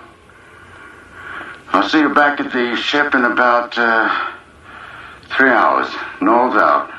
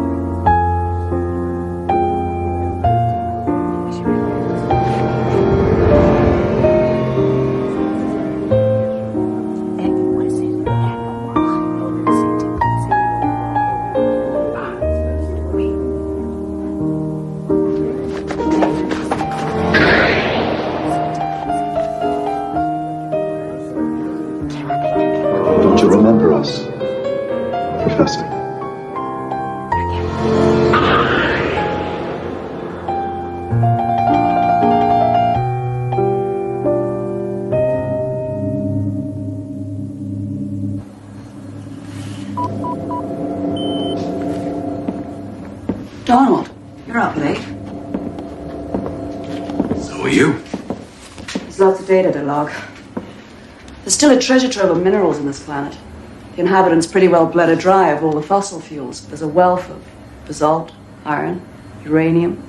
You know, it was really quite a beautiful planet. An amazing variety of flora. Climates ranging from the temperate to the tropical, from the Arctic to desert. This is where it all began, Jacinta. This is where we began. How did it happen, Donald? How did the planet end up like this? Greed, stupidity, the usual catalog of sins. They used refrigerants that slowly ate away the ozone layer. They burned the tropical rainforests to make way for farmland, using the ashes for fertilizer, and entire species simply vanished forever from the earth. By the time they poisoned the whole biosphere, they had the technology to leave it behind. So they fled into space and cast the earth aside like a half-eaten apple. And with humanity gone, the biological change has collapsed. You know the irony of it? The Earth today is almost exactly as it was millennia ago, before the very first rainfall. And for millions of years there had been no rain. Then when the Earth cooled enough, rain fell, delivering nutrients to the oceans, and life emerged. And here we are. Here we are. Returned to commit the final indignity on the planet that nurtured us. Here to put the knife to her one last time. Our ancestors killed this world, not us. The law prohibits us from mining any living world, only dead ones. Like it or not, Donald, Earth is a dead world now. And there's nothing we can do about that.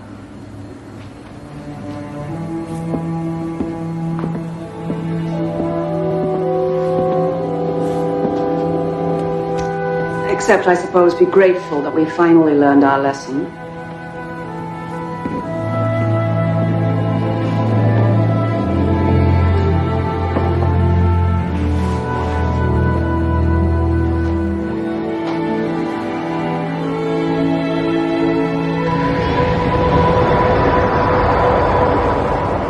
Do you remember us now, Professor?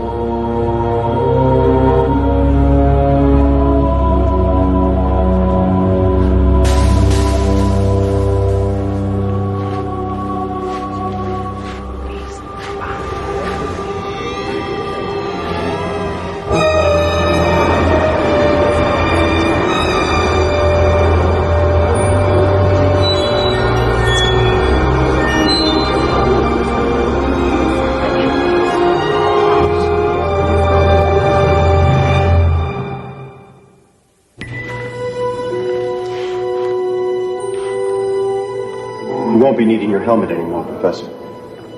The air is breathable.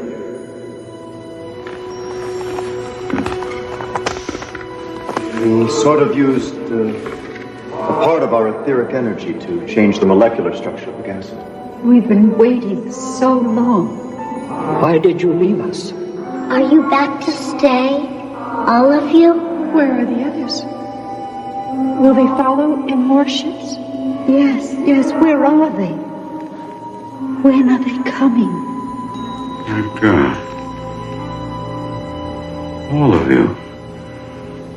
You're... The ones you left behind. All the souls that ever were. All the ones that stood and watched as your ships vanished forever from our sight. All of us that couldn't follow.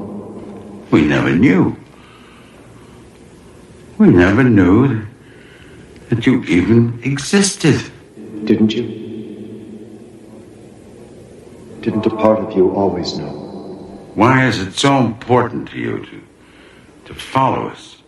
You're our children, our future, our immortality.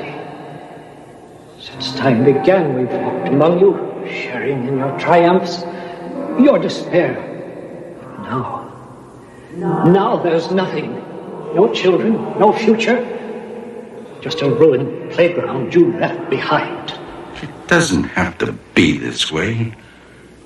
You can follow us, our ship. Your ships warp space in ways we can't. Those of us who have tried have come back disfigured or insane. It's a large universe, Professor. And not nearly as benign as you living like to think it is. Well, then, what can I do? Put your helmet back on.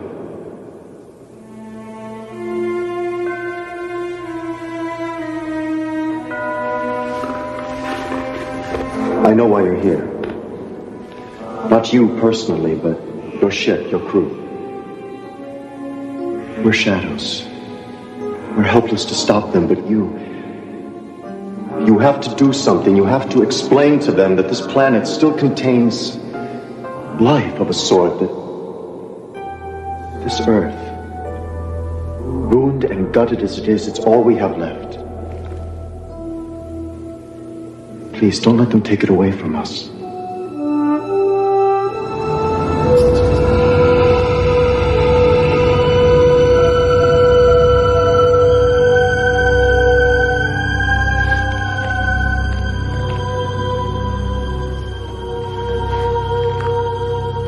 Donald, you can't be serious. Do you know what Archer and Bledsoe would say if they could hear you? All I'm asking is for you to keep an open mind. Now, give me a chance and I'll prove it to you. Prove to me that Earth is some sort of haunted planet? How? Jacinda, you were always my best pupil. Let me teach you one last thing.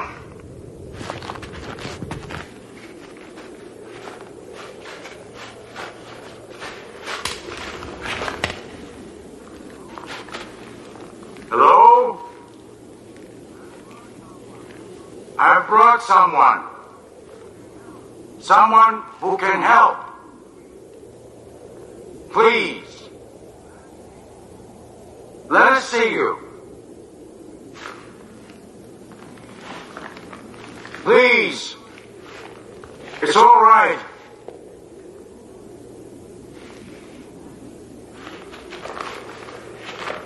She has to see you. She has to know. Donald. For God's sake, she can help. Why are you doing this? Please. Let us see you. Donald, that's enough. Don't. Damn you! Show yourself! Donald!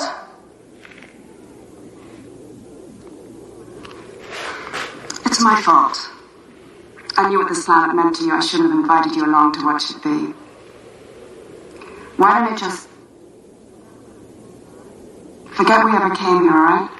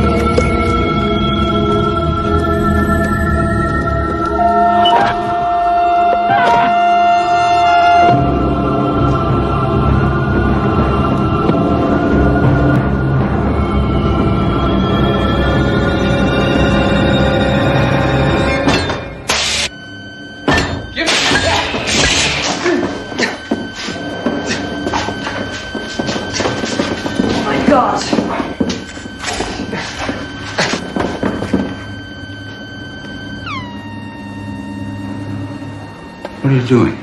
What are we doing? What were you doing? Oh, Donald, how could you do this to us? To all of us? I swear. The last thing I remember was being asleep in my cabin It was them. Don't you see? It wasn't me, it was them. He's crazy. I told Mr. Bledsoe, kindly shut up.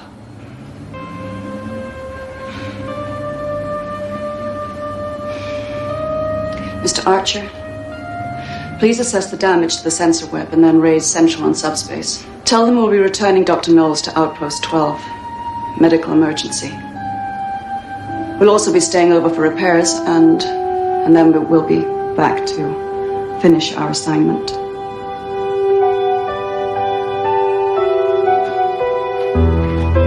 You cowards! You liars! Show yourselves! I dare you to show yourself to me! Back to your ship, Professor. You might as well.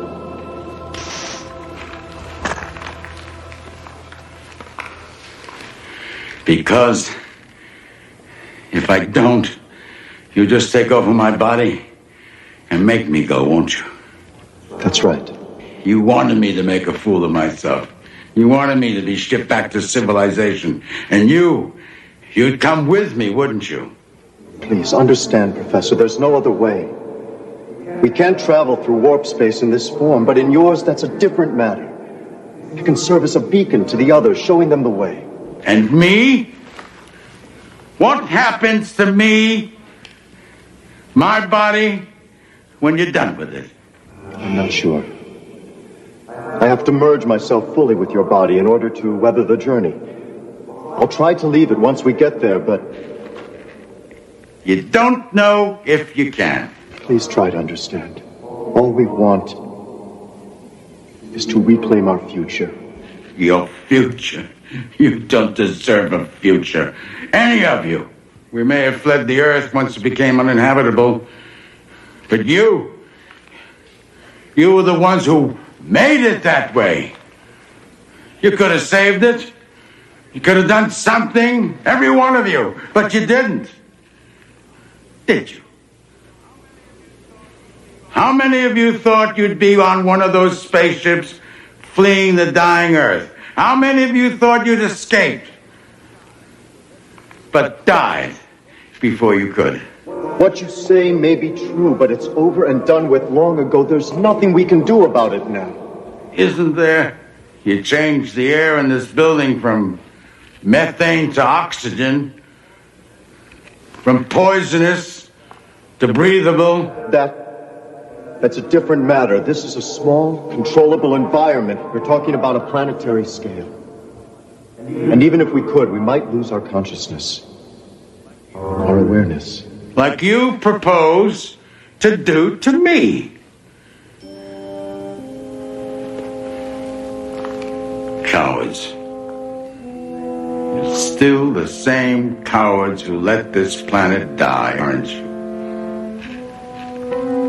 Go ahead. Take my body, my life, save yourselves. At least, I'll know that when my time comes, I can die with a hell of a lot more courage and dignity than you.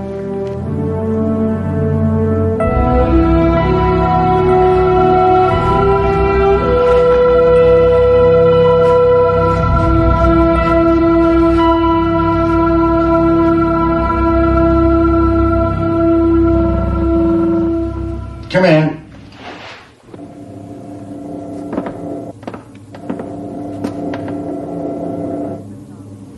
We're about to lift off. I told Central that you requested medical leave. Stress reaction to space travel. It's not uncommon. The damage to the sensor web was minimal. I didn't log your actions yesterday. I appreciate that. You're looking better. Rested. Yes, you might say that I'm expecting to be a new man once we leave the planet. Jacinda, if I should not see you again after this, I just want you to know that I'm grateful for the chance you gave me and for your friendship and for... What's that? I don't know, it sounded like thunder. Well, it's impossible. The atmosphere is at equilibrium. There can't be any.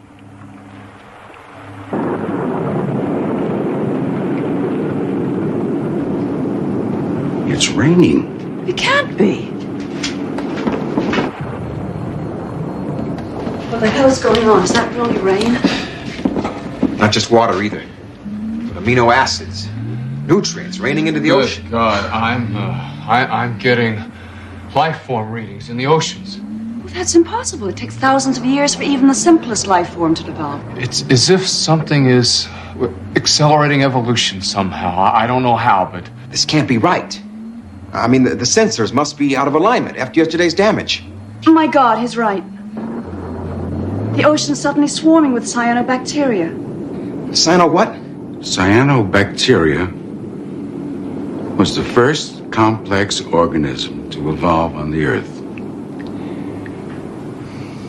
And it led the way for all life forms to come, including us. Does this mean what I think it means? What it means is we're out of a job.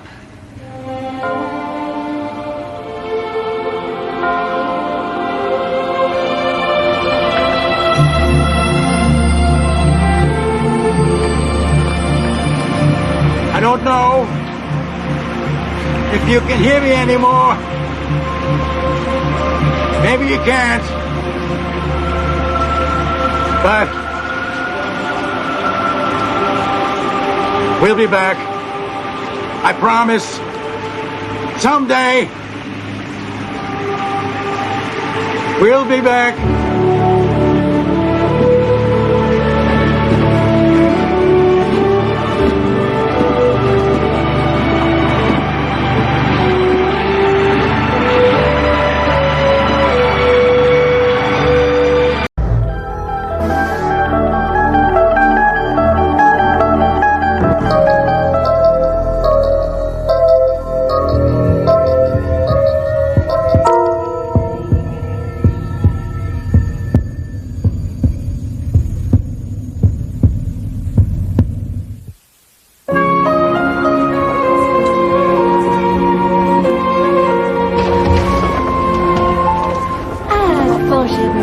Hello, Marie.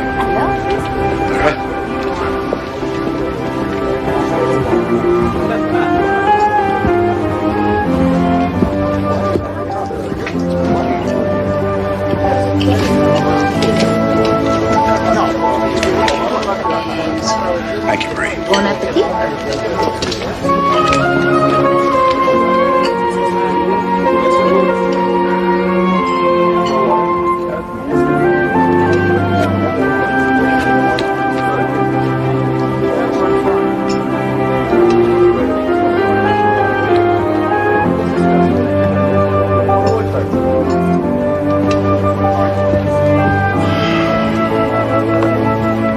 Found this in my office, on the floor.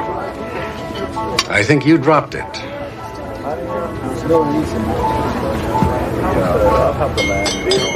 Ira, I've seen you staring at that picture before, mooning over it. Look, I know it's none of my business, and I shouldn't pry, but are you and Valerie having, problems? Marvin, what are you talking about? She isn't a client, is she? A client? Ira, is there something going on with her?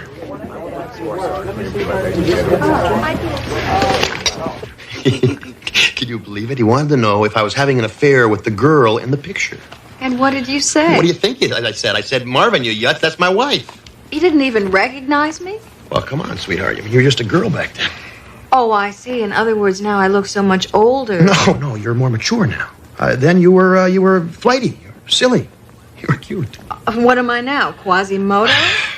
See, that's why you're always mooning over that picture. Of course not, sweetheart. That's not what I meant at all. It's just, I don't know, back then, things were different. I was different. You were different. We were kids. Would you really still rather be driving around in that stupid old van of yours, searching for ourselves, finding who knows what kind of body lice? Don't tell me you don't miss those days. You said so yourself.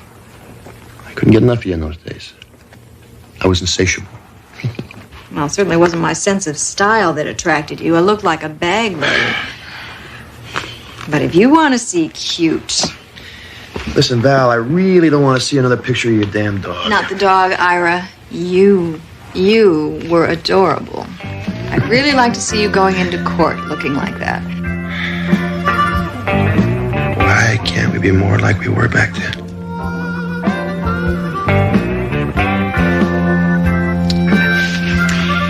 It's late. I've got to get up early. Hey.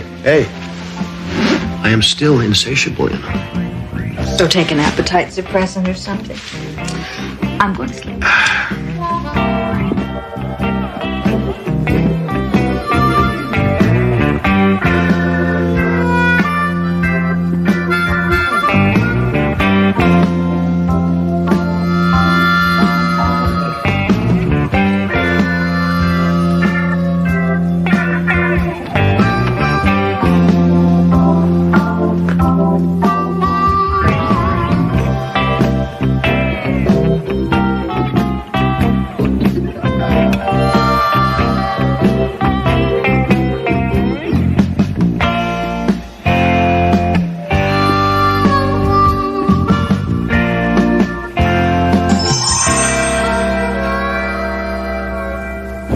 Never denied that Cal Methyl dumped the stuff there. Was saying that since it was all done over 30 years ago, that their culpability must be viewed in an historical fashion. That is the most self-serving argument I've ever heard in my life. In 1958, the prevailing opinion about a corporation's responsibility to the environment was vastly different.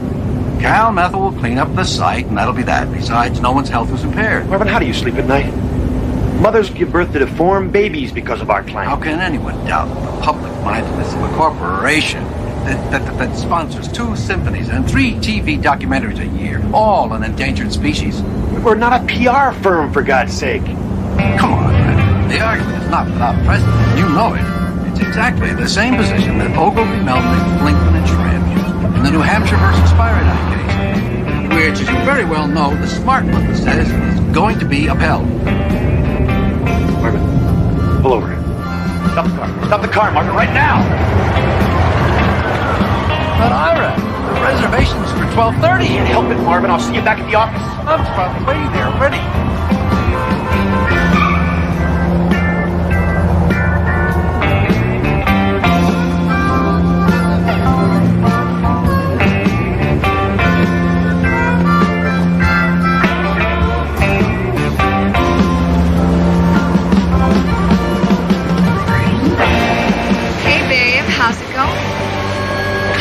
What is this, some kind of a joke? I knew it. I knew you'd freak when you saw me. What'd you do to your hair? You're supposed to be at work now? Cool out, Ira. Don't you like what you see? Val, this isn't funny. It isn't supposed to be. Come on, Ira, relax. You've been wanting me this way for a long time now, haven't you? Yeah, but Then quit fighting me.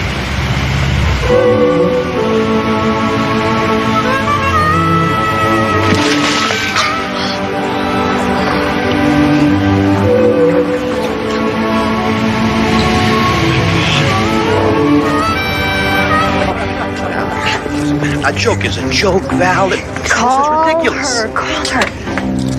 How did you do this? You look so young. Call her.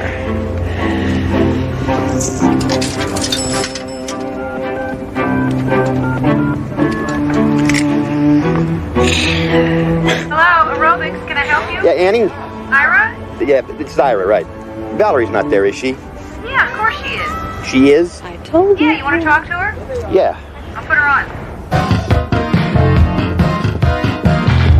Hello? Valerie? Ira? What's wrong, hon? You sound... Wrong? No, nothing's wrong. I won't be home for dinner. You have a late appointment. I have a late appointment. Oh. Okay. Ira? Yeah, Val, listen, I'll get something to eat somewhere. Love is all you need. Love is all I need. Now. I'll get something at the deli, okay? Ira, are you sure you're all right? You sound like you've had a stroke. No, I'm fine.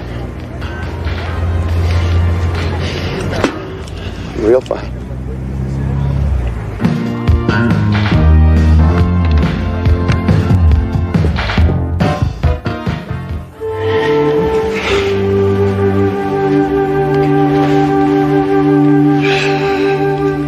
You were incredible. The whole afternoon's ahead of us. Val, I am totally wiped out. I'd have to be hospitalized by nightfall. This day, it's real. You are real. And I'll be here for you whenever you want me. But how did you? Where did you? I'm the girl you married, Ira. The one you dream about. Hey, don't ask so many questions, Ira. You can blow a good thing that way. Don't you get it? You've been thinking so much about the way it used to be that what you want so bad has become real. That's me. The Valerie that you remember. The one you hoped would never change. And I haven't. I wish I could say the same. Tell me about it. What's with the suits? That is my court costume. You did it. You're a public defender like you are. Corporate counsel. Bummer. Well, my life's not so bad. Then why are you so sad? You never used to be a sad person, Ira. What happened? Valerie, yippies turned into yuppies. Jerry Rubin runs a business networking salon, whatever the hell that might be, and that is what happened. Okay, I know how that must sound, and you're right. There's much more to it than that. I'm just being facile. I'm oversimplifying. I mean, it's a whole evolution of the social infrastructure we're talking here. Something much more gradual, much more complex. Jeez, Val, you gotta understand. You must. You were there. We were gonna change the world, remember? Somewhere along the line, I don't know, we lost each other somehow. Est and the me decade, leveraged buyouts, tanning parlors, aerobicizing. Seems like nobody cares about anybody anymore, except himself. Our focus just narrowed. Then we need to expand it. Let's do some window pane and watch the walls melt. Valerie, if I went anywhere near LSD, we could watch my brains melt right out my ears. Sweetheart, nobody does that anymore. Wake up, smell the 80s. Jeez, Ira, you are a stone drag. Where you going? You just got here. You know, man, we used to laugh at people like you.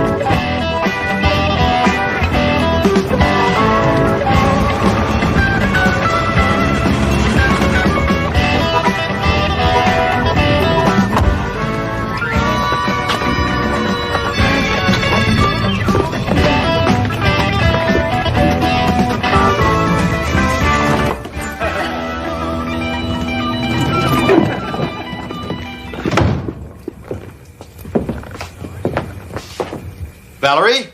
I'm in here.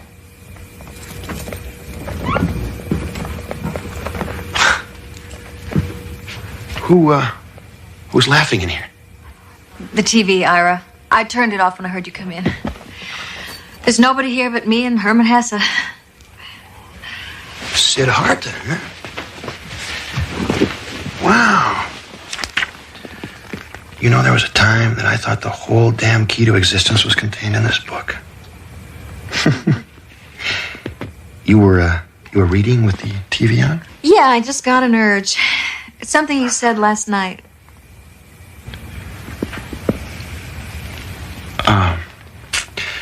Don't stop on my account. I was just about ready to go to bed anyway.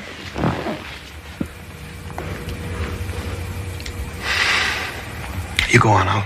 I'll be up in a while. I have some transcripts to proof.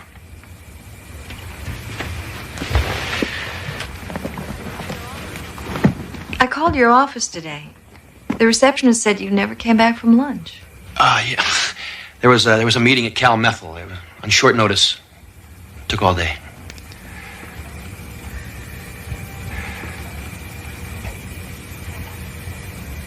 Okay, Ira.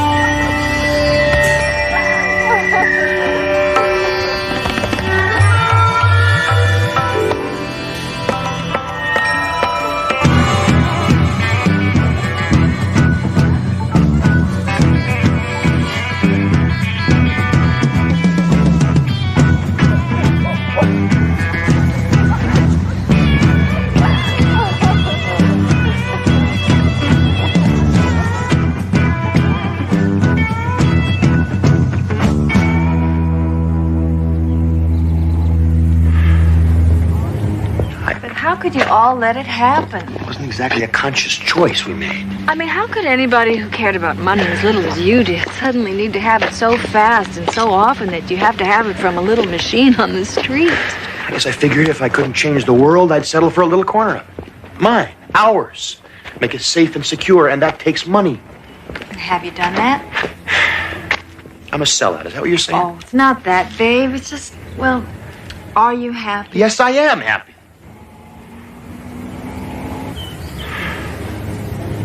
I don't know. Most of the time I am. Something is missing. Sure there is. Me. Come on, honey, you've got to tell her. What about I've been a memory too long. It's her turn now.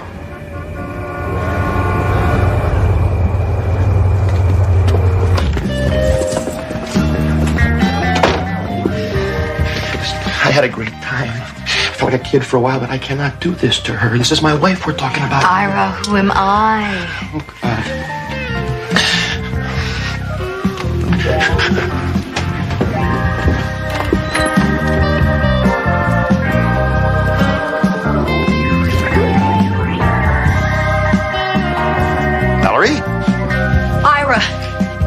the hell is going on here? Ira, wait a minute. It's not what you think. What the hell it isn't? How could you do this to me? Hey, wait a minute. Who's that? Forget about her. Who is that? I want to introduce myself before I kill him. Oh, my God, Ira. It's me. Oh, so you've been doing it, too. What do you mean, too? Come on, everybody. Let's not get uptight. You know, you're beginning to sound like something out of a rerun of the Mod Squad. If there was ever a reason to get uptight, my friend, this has got to be it. What is going on here? I don't know, but I guess two can be nostalgic as easily as one. Wait a minute. Wait a minute. This guy is not taking my place. But Ira, what about me? What about us? Forget it. I must have been crazy to even consider it. I want the two of you out of here right now. Why? I haven't wasted my life.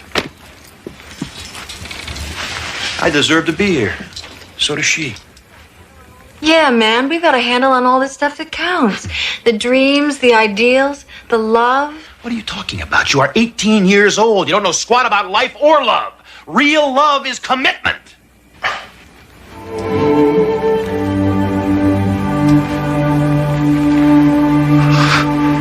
What am I saying? But you're right. You're absolutely right. Ira, we almost made a stupid mistake.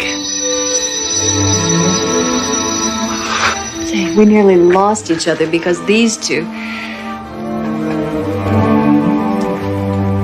Where'd they go? Who cares? They were beginning to annoy me anyway. They? You mean we? Were we really like that? All that arrogance, that naivete, that pomposity. Idealism, the passion, the fire. Well, what if they're right, Ira? What if we really wasted our lives? You know, I wasn't aware of the fact that our lives were over. I mean, just don't suddenly lose your social conscience because you cut your hair, you know. Come here, will you? Come here. You know that world out there that you wanted to change?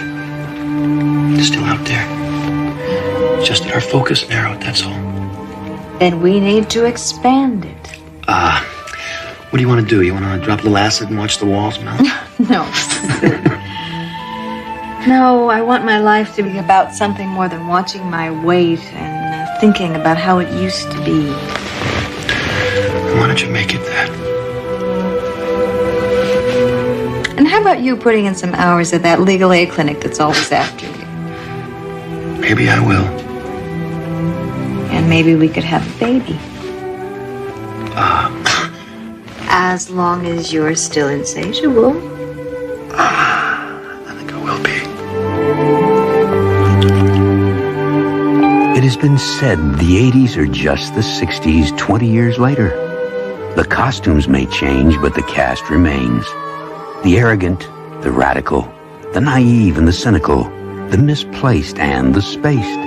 Each a stage in the growth of a generation as it treads the tail end of the 20th century.